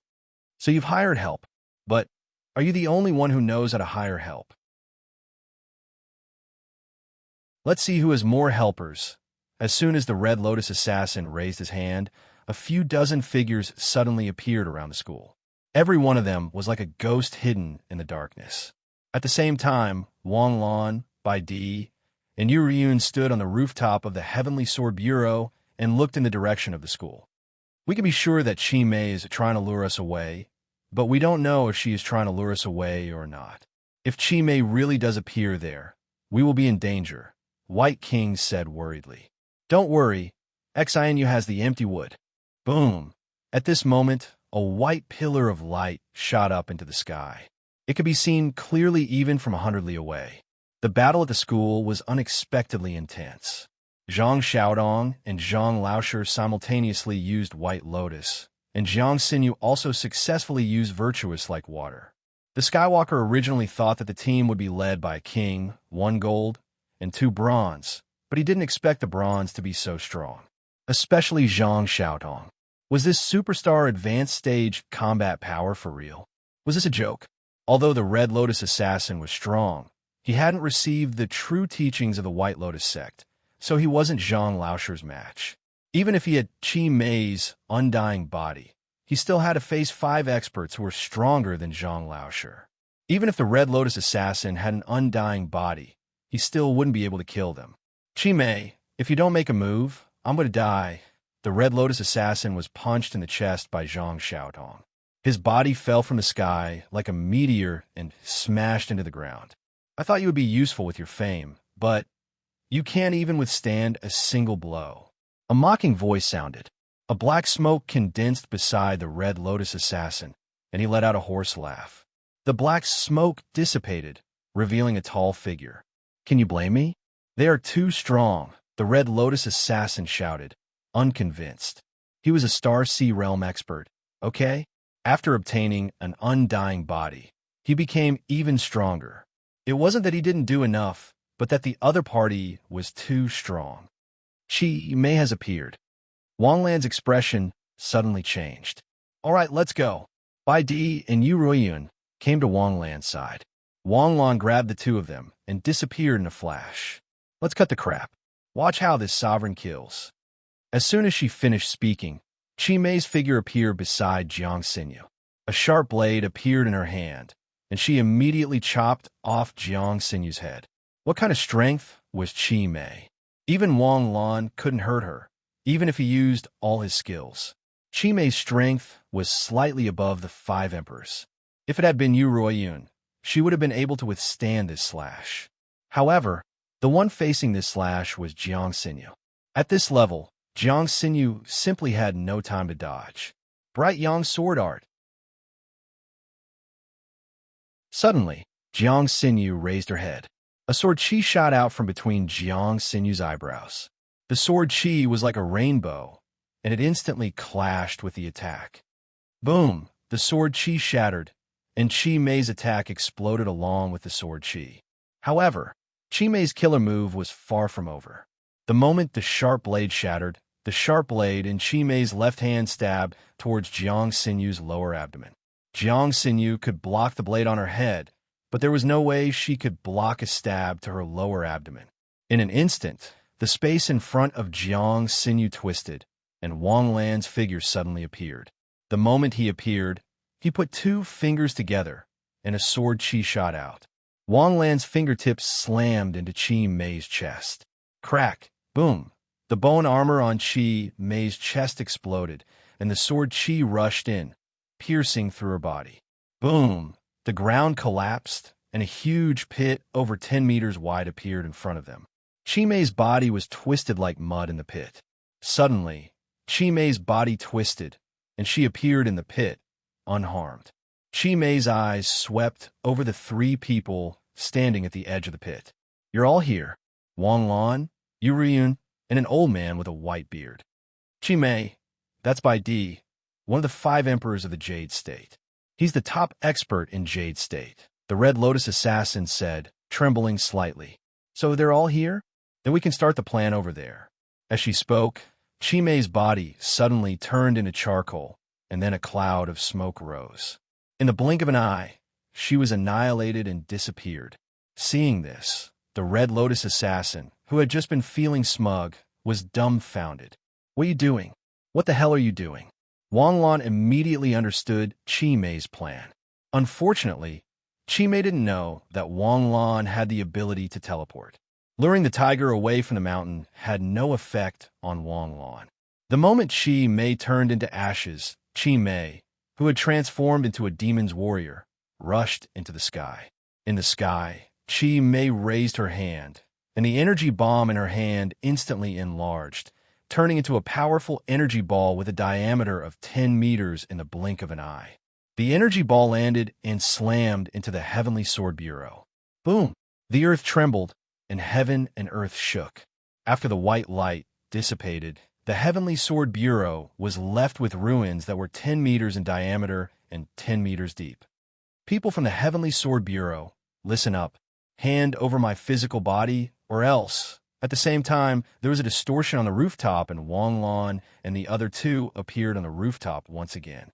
Chi Mei lowered her head and looked at Wang Lan and the other two, showing her displeasure. When Wang Lan saw Chi Mei's appearance, his expression changed drastically. "Impossible! Aren't you dead?"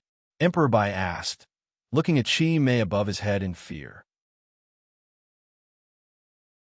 "No, he's not Delu," Wang Lan quickly shouted. "Oh, you're saying that the owner of this body is called Delu?" Chi Mei stroked her body in confusion. "No wonder Bird of Paradise said that he would give me a perfect body as a condition for cooperation. When I saw that it was the body of a high-level demons, I agreed without hesitation.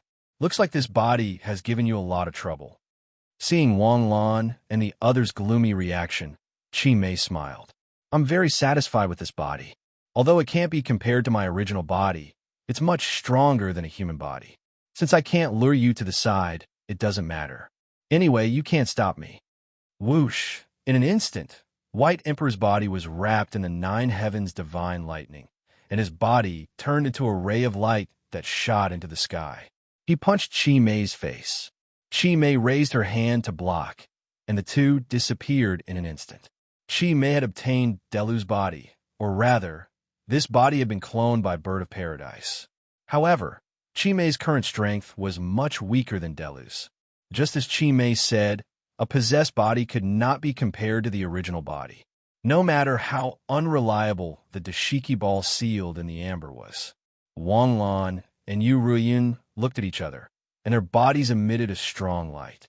Dragon and Phoenix bring prosperity. Boom. Wang Lan and Yu Ruiyun were fighting alone, and their strength was indeed one level below the level of the five emperors. However, under the Dragon and Phoenix bring prosperity, their strength was infinitely close to the level of the five emperors. The two instantly entered the battle. Chi Mei could handle White Emperor with ease, but after Yu Ruiyun and Wang Lan joined in, the situation was instantly reversed. Wang Lan's Soul Slasher, Jiang Sinyu's Water Moon Sword, and White Emperor's Lightning Sword seemed to come from all directions without a trace. If one was not careful, one would be hit directly. Once Chi Mei was hit, her movements would be restricted, and her body would definitely explode in the next instant. However, every time Chi Mei exploded, she would be able to revive perfectly in an instant, and her strength would not be reduced at all. This was a cheat.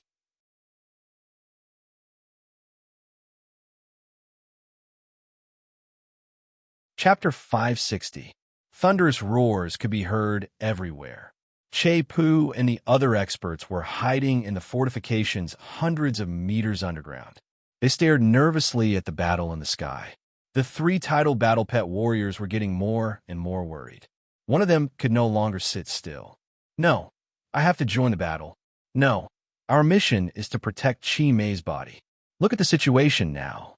If Emperor Bai and the others are defeated, will we be able to hold on? What will we do even if we go? Can we join the battle?" Although Tam Lang and Princess Mingyu are titled battle pet warriors and can participate in the battle, are they on the same level as we are? This was a very realistic question. The titled battle pet warrior who wanted to join the battle looked up at the battlefield. In the end, he sat down helplessly. Boom! Once again, Chi Mei was defeated without any suspense. But before she died, she dealt a heavy blow to Emperor Bai. A fist-sized wound appeared on Emperor Bai's chest. Although it was quickly repaired by Wang Lan's life halo, Emperor Bai's aura was starting to become chaotic. Chi Mei's method of exhaustion was very shameless. Every time she was killed, she would revive with full health. Every time Chi Mei injured, she would become a huge burden for the three of them. No wonder everyone who knew Chi Mei said that the only way to deal with her was to seal her. There was no way to kill her with brute force.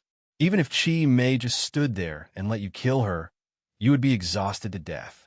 Boom! After an hour of fierce battle, Chi Mei was once again set off fireworks in the sky. Emperor Bai fell from the sky like a meteor. Not even the five emperors could withstand such a high-intensity battle. Emperor Bai was an astral soul realm expert who was good at flash attacks. His explosive power meant that he couldn't last long. After an hour of fierce battle, Emperor Bai killed Chi Mei 10 times by himself. But now, Emperor Bai was on the verge of collapse. Another distortion appeared in the sky. After the distortion, Chi Mei appeared in the void, unharmed. She opened her arms like a god, confident of victory. Chi Mei knew humans' weakness. An hour of fierce battle was already over the limit for humans. But for Chi Mei, she had only used 1/10,000th of her energy. It wasn't that Chi Mei was weak. It was just that she couldn't use her full strength at once. It was like he had a reservoir of water, but he could only release the water from the tap. He wouldn't be able to drain all this water, even if he kept it for a year. I don't understand. You humans are so stupid. I have no intention of destroying your civilization, nor have I thought of slaughtering many people. From a certain point of view, I am on the same page as the humans. The human civilization could not be destroyed, much less exterminated. If everyone who came here died, who would I enslave? Why don't you have the strength to deal with the demons? Why are you clinging on to me and not letting go? Even though I've been suppressed by you for 3,000 years, I don't hate humans. Just obediently return my body to me. Don't even think about it. Emperor Bai shouted and stood up stubbornly. You're an interesting old man. Why are you still jumping around at such an old age? Isn't it better to die early? After saying that, Chi Mei suddenly raised her hand, and a black energy ball appeared on her palm. Dispel it, judgment of light. Suddenly, the Zanpakuto in Wang Lan's hand shattered, and a blinding white light filled the sky. Seeing this scene, Chi Mei had already expected it. Last time, Wang Lan had used this move to destroy her physical body. Back then, the little girl's body was too weak, so Chi Mei did not use it to change the reality of death. A little girl's body was just thrown away. Therefore, when Wang Lan used this move again, Chi Mei instantly raised her hand, and the black energy ball in her hand violently shot towards the judgment of light that was falling from the sky. Boom! When the energy ball collided with the huge sky sword, the energy instantly cracked in the white light, and a terrifying energy exploded. Chi Mei turned her head coldly and looked down at Wang Lan. Her eyes instantly became extremely cold. Boom! Chi Mei's body was swallowed by the white light, and instantly turned into steam and disappeared. The white light dissipated, leaving behind a beautiful aurora in the sky. Under the aurora, the sky distorted, and Chi Mei reappeared in her soul state. Chi Mei never thought that Wang Lan's sword of light would have such a characteristic, purification. Disru's body did not belong to Chi Mei, so for Disru, he was already dead. The body he left behind was just for Chi Mei to live in. Chi Mei controlled Disru's body and could change the reality of the body's destruction. But the Zanpakuto was after all a weapon of the god of death. After dispelling it, the judgment of light would not only judge, but also expiate. A body that had been expiated could not be changed by Chi Mei. This was also the reason why Chi Mei's eyes turned cold in the end. It was not easy to get a body that she was satisfied with, but you destroyed it right away? Since Chi Mei's primordial spirit had reached the realm of turning death into life, she was no longer an undead, but a life beyond the realm of death. Therefore, the judgment of light could kill her, but it could not purify her. Chi Mei once again changed the reality of death and appeared above everyone's head. At this moment, Wang Lan and the other two were almost exhausted. Chi Mei in her primordial spirit state might not be as powerful as before, but what happened next was not something that Wang Lan and the other two could deal with. It's time. The three tidal battle pet warriors sitting in the conference room hurriedly said into the walkie-talkie. Amihan, Amihan. A series of Sanskrit chants suddenly sounded, and within the area where the Heavenly Sword Bureau was located, rays of golden light suddenly appeared. These rays of golden light were like pieces of gold, slowly rising and then turning into a sea of stars suspended about 10 meters in the sky. In every corner of the Heavenly Sword Bureau, Takashi Hoshi with golden light on their bodies sat upright. In the middle of these people, an old monk with white hair sat cross-legged. He was Zen Master Benin from the Putua Temple. Seeing this scene, Chi Mei's distant memories were instantly evoked. A trace of fear appeared on Chi Mei's face. Sealing technique? The Buddhist sealing technique? Don't run. In an instant, Wang Lan and Yu Ruiyun took a step forward at the same time. The two opened their eyes, emitting a strong purple light. Void purple eyes, open. Two intersecting locks firmly nailed Chi Mei in the sky. The two raised their fingers at the same time, and astral god arrows formed at their fingertips. Whoosh! The two arrows pierced through the void and arrived at Chi Mei's body in the blink of an eye. Boom! Chi Mei's primordial spirit was unable to withstand the two astral god arrows and instantly exploded in the sky. In the sky, the space distorted once again, and Chi Mei's body appeared in the sky once more. This time, Zen Master Benin's sealing formation was completed, and it turned into a large net that enveloped Chi Mei. Sakyamuni, this sovereign is not finished with you. Chi Mei let out a mournful curse the moment she was enveloped by the net. In an instant, countless rays of golden light began to shrink, and Chi Mei began to struggle violently within the net. Suddenly, Chi Mei's body shook violently, and a terrifying power was released. Far away in White Tower City, the black shadow that was entangled with Yuriyun's group, including the Red Lotus assassins, suddenly let out a mournful scream. Then, their bodies suddenly turned into charcoal, and they finally turned into ashes before disappearing in front of everyone's eyes. Terrifying energy was released from Chi Mei's body. With a boom, a hole was broken in the net, and Chi Mei escaped with a whoosh. Haha! Old thing, the Buddhist kingdom seal in a palm is indeed powerful. Unfortunately, what you learned is not authentic. Wang Lan, we will settle this properly next time. This sovereign's physical body will be preserved for you for a few days. Chi Mei's voice seemed to descend from the sky, but his figure had already disappeared without a trace. Did this battle count as a victory? It should count as a victory. After all, Chi may have been chased away by them. However, this battle was originally intended to lure Chi Mei out and reseal her. But in the end, Chi Mei still managed to escape. I have sinned. I have sinned. Zen Master Ben clasped his hands together and silently chanted Buddha's name. It is this old monk's fault.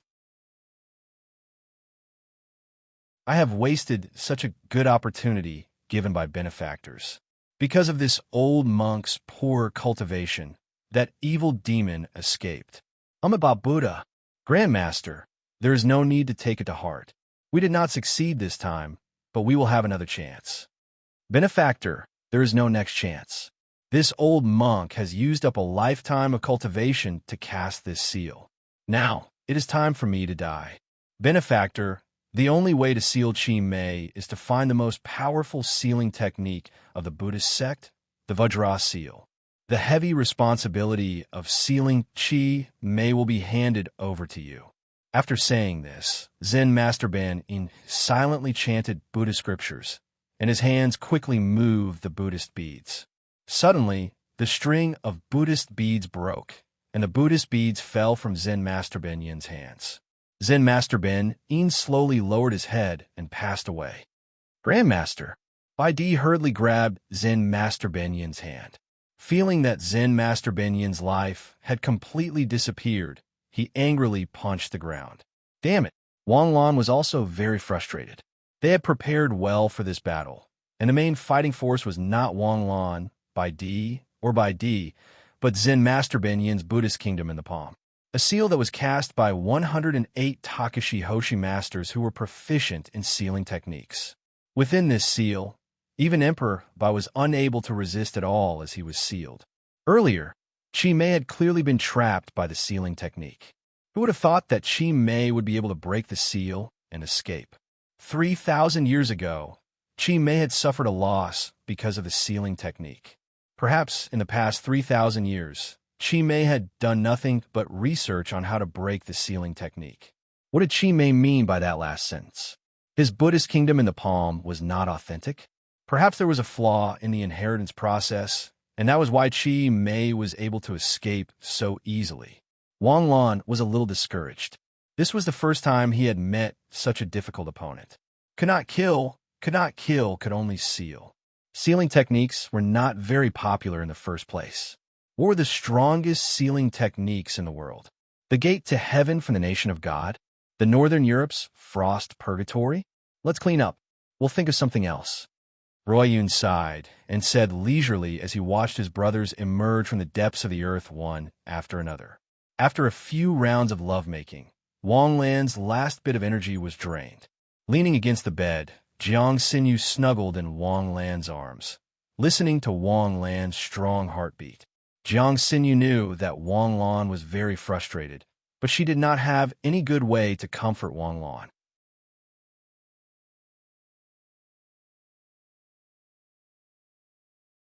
Chapter 561.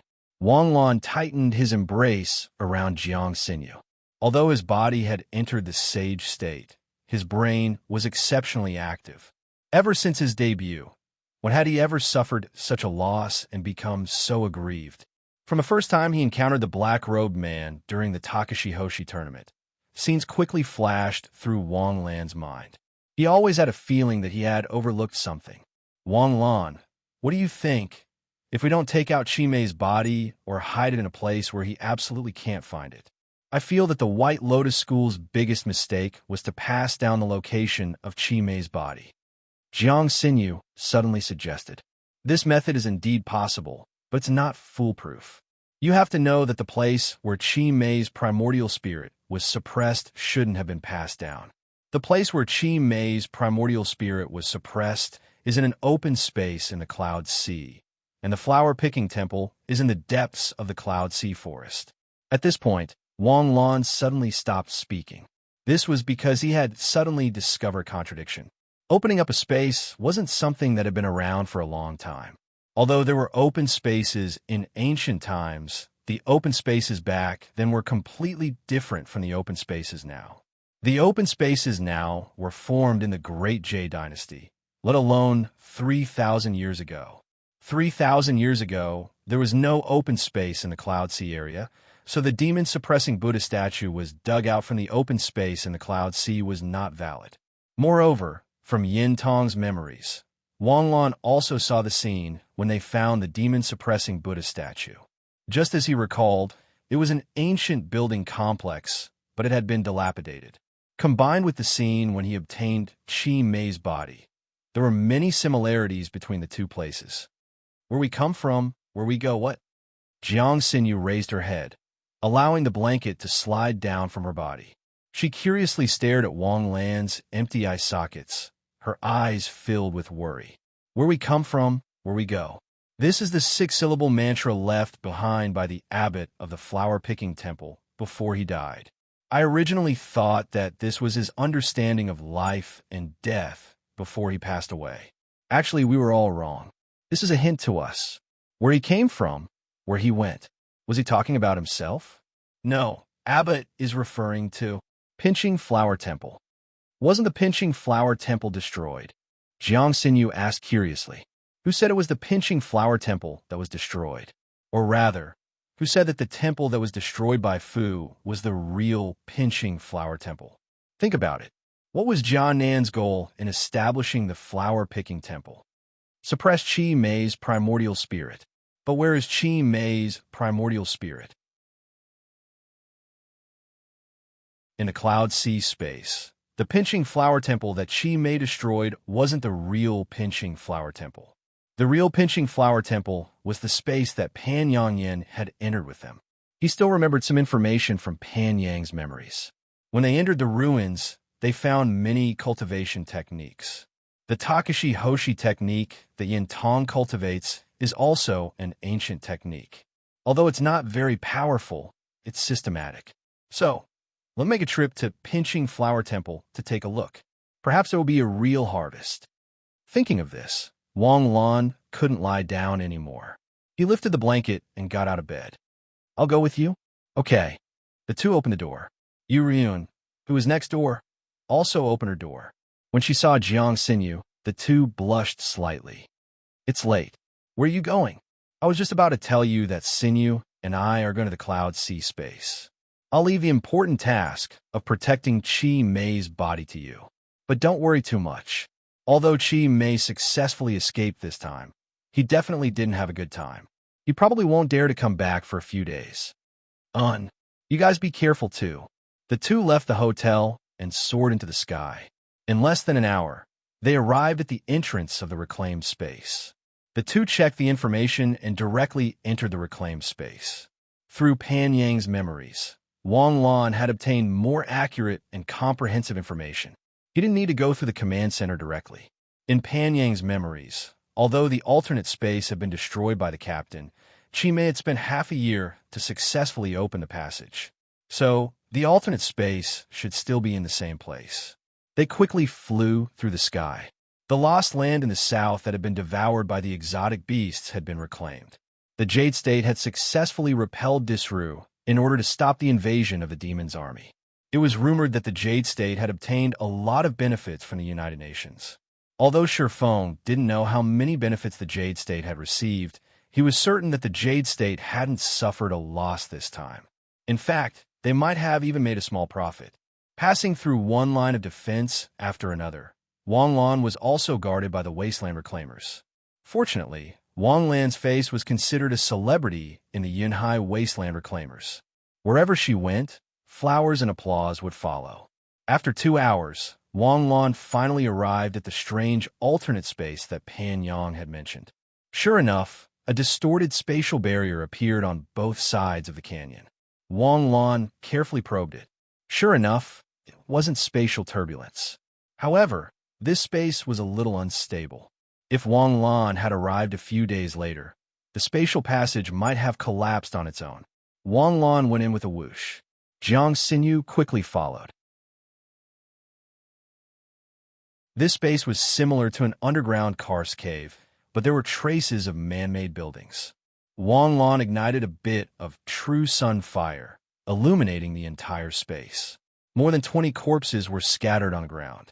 These corpses had all decomposed into skeletons. Their clothes were still vaguely recognizable as Takashi Hoshi. Buddha statues were densely carved all around the walls of the mountain. The Buddha statues were of different shapes and sizes. Although they were Buddha statues, they looked more like humans. They were probably Canaan's master and many of his fellow disciples. Some huge soul orbs were scattered on the ground. Some were big and some were small. The boxes that contained the soul orbs had been opened, and the soul orbs were all over the place. Looking at this scene, Wang Lan could basically imagine what had happened at that time. This team of Takashi Hoshi had found such a treasure, and it was actually a complete inheritance of an ancient cultivation sect. One could imagine how excited they were. They seemed to have seen themselves cultivating a divine skill, becoming famous in one battle, and then breaking through one after another, becoming a titled warrior, surpassing the 5 emperors, and walking to the peak of life. But they didn't expect that they would release Chi Mei's primordial spirit. Chi Mei went on a killing spree. In a panic, she threw so many Takashi Hoshi skills everywhere. Wang Lan picked up a soul orb and probed it with his spiritual power. Buddha's handprint. Merciful and compassionate hand. Buddha's Vajra. All kinds of Buddhist Takashi Hoshi skills were sealed in the soul orbs. Most of them were skills of different levels. Some were strong, and some were weak. Most of them required a certain level of talent to cultivate. Wang Lan picked up all the soul orbs and put them into the void storage. Then, the two of them went to the place where the demon-suppressing Buddha statue was originally placed. On the platform where the statue was placed, Wang Lan saw a square, secret compartment. He carefully removed the lid of the box. Suddenly, a wave of astral power swept over. But this wave of astral power didn't cause any harm to Wang Lan and Chi Mei. It just swept over them and then disappeared. Wang Lan reached out and took out 2 square boxes. A line of words was engraved on one of the boxes. Seeing the words on the box, Wang Lan was so happy that he almost burst into tears. Vajra Seal, Sky Dance Treasure Wheel. He quickly opened the box. A high-grade soul orb lay quietly in the box, and a line of words was left in the box. If one day Chi Mei's primordial spirit breaks free, The world can find this seal to suppress Chi Mei's primordial spirit. If the demon-suppressing Buddha statue has been destroyed, it can be sealed in my saraira. Wang Lan hurriedly opened the other box. Inside the box was an egg-shaped object that resembled an amber. There was also a line of words left on the box. Disciple Jia Nan is here to suppress Chi Mei's primordial spirit under the orders of my Buddha master, Sakyamuni. After master left, disciple cultivated in seclusion here for 150 years just to condense the saraira as a container to seal Chi Mei's primordial spirit. Fortunately, I didn't disappoint. Before I passed away, I finally achieved great enlightenment. Looking at the saraira lying in the box, Wang Lan's gloominess was immediately swept away. In his heart, he couldn't help but feel sympathy for Chi Mei. Canaan had spent his entire life cultivating in order to seal her away once more. He had already planned everything for her 3,000 years ago. After getting what they wanted the most, Wang Lan and Jiang Xinyu immediately left the alternate space and rushed back without stopping. When they returned to Yunhai province, a ray of sunlight had just broken through the horizon, illuminating the land. When they returned to the hotel, they sent a message to Yu Ruiyun, saying that they were back. Then the two of them locked themselves in a room. Yu Ruiyun wanted to come over and ask about the situation. She wanted to know what they had gained after going out for a night.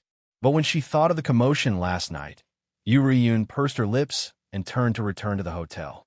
Wang Lan took out the soul orb with the Vajra seal and reached out with his spiritual consciousness. In an instant, a vigorous spiritual force rushed into Wang Lan's mind along with spiritual information. Learnable skill found. Do you want to spend 100,000 skill points to learn? Wang Lan almost spat out a mouthful of blood when he heard this notification. Did it have to be so cruel? Wang Lan had finally saved up 700,000 skill points in the system, but it was only enough to learn a skill. But the arrow had already been knocked on the bow. Wang Lan immediately confirmed learning. With a boom, Wang Lan's mind exploded. Wang Lan suddenly felt as if his soul had passed through a space-time tunnel and swam through the river of time. Boom! Endless Sanskrit chants enveloped Wang Lan. Amidst the golden light, a Buddhist kingdom appeared in Wang Lan's field of vision. His spirit trembled. A golden figure was suspended in the void, emitting golden light all over. A mirror wheel flashed behind it. The golden figure waved its arms, and the phantom of 1,000 hands appeared behind it. Vajra seal, sky dance treasure wheel. Boom! Heaven and earth, from ancient times to the present. In an instant, it was covered by endless swastikas. Heaven and earth turned golden. The swastikas laid out a picture scroll that covered heaven and earth. In the seal, the five senses, consciousness, time, space, the beginning of life, and the end of life were deprived. In this seal, there was only nothingness and nothing else. Suddenly, on Wang Lan skills page, a bright white light lit up. Then the light gradually converged and was gradually collected into a skill column. On the skills page, the 5th diamond skill appeared. Vajra seal, sky dance treasure wheel.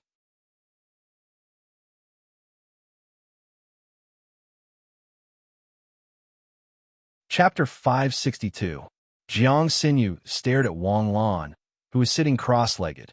Her eyes were filled with curiosity. Suddenly, Wang Lan's hands danced, forming a bright wheel in front of him. He put his palms together and formed a seal in front of his chest. Namo Amitba. A golden swastika appeared in front of Wang Lan's chest and slowly rotated. Wang Lan's body instantly bloomed with golden light. The golden light shone through the walls and lit up the entire hotel. Yu Ruiyun, who was staying next door, switched channels in boredom. The anxiety of not being able to get an answer to a question in her heart made her feel very irritated. Suddenly, a golden light shot out from the wall and swallowed Yu Ruiyun. Yu Ruiyun quickly stood up and opened the door to the room next door. Xinyu, Wang Lan, how are you guys? The door opened with a click. Jiang Xinyu made a shushing gesture to Yu Ruiyun and invited her into the room. Yu Riyun immediately saw Wang Lan sitting cross-legged like a meditating old monk. As Wang Lan continued to increase the skill level of the Vajra seal, the golden light around Wang Lan became brighter and brighter.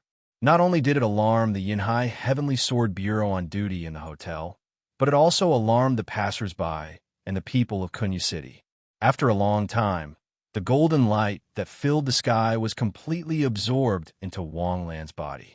Wang Lan slowly opened his eyes. There was a hint of ecstasy in the depths of his eyes. What a powerful Vajra seal and heavenly dance wheel. Vajra seal? Yu Riyun was slightly startled. Suddenly, an excited expression appeared on her face. You've mastered the Vajra seal? You went out last night and found the Vajra seal? How did you find it? Where did you go last night? Last night, Wang Lan suddenly thought of the maxim left behind by the old monk in the Pinching Flower Temple. He successfully deciphered that maxim actually hid the whereabouts of the real Pinching Flower Temple. The real Pinching Flower Temple is not the Pinching Flower Temple we found, but the place where Qi Mei escaped, the place where Yin Tong and the others mistakenly entered. Last night, Wang Lan and I went to the Cloud Sea space and successfully found the ruins that suppressed Qi Mei. Not only did we find the Vajra seal, but we also found a large number of Buddhist sealing techniques. Now that we have obtained all the cultivation techniques of the White Lotus School and the Pinching Flower Temple, in a few decades, the strength of the human race's Takashi Hoshi will definitely soar. Hearing Jiang Sinyu's explanation, Yu Riyun suppressed her excitement. You should have brought me with you last night. If the evil spirits attack, you need to help the White Emperor fend them off. Now that you have obtained the Vajra seal, how long will it take for you to grasp it? Yu Riyun asked with a solemn expression. Riyun, why do you ask? Don't you know that I'm a fast learner?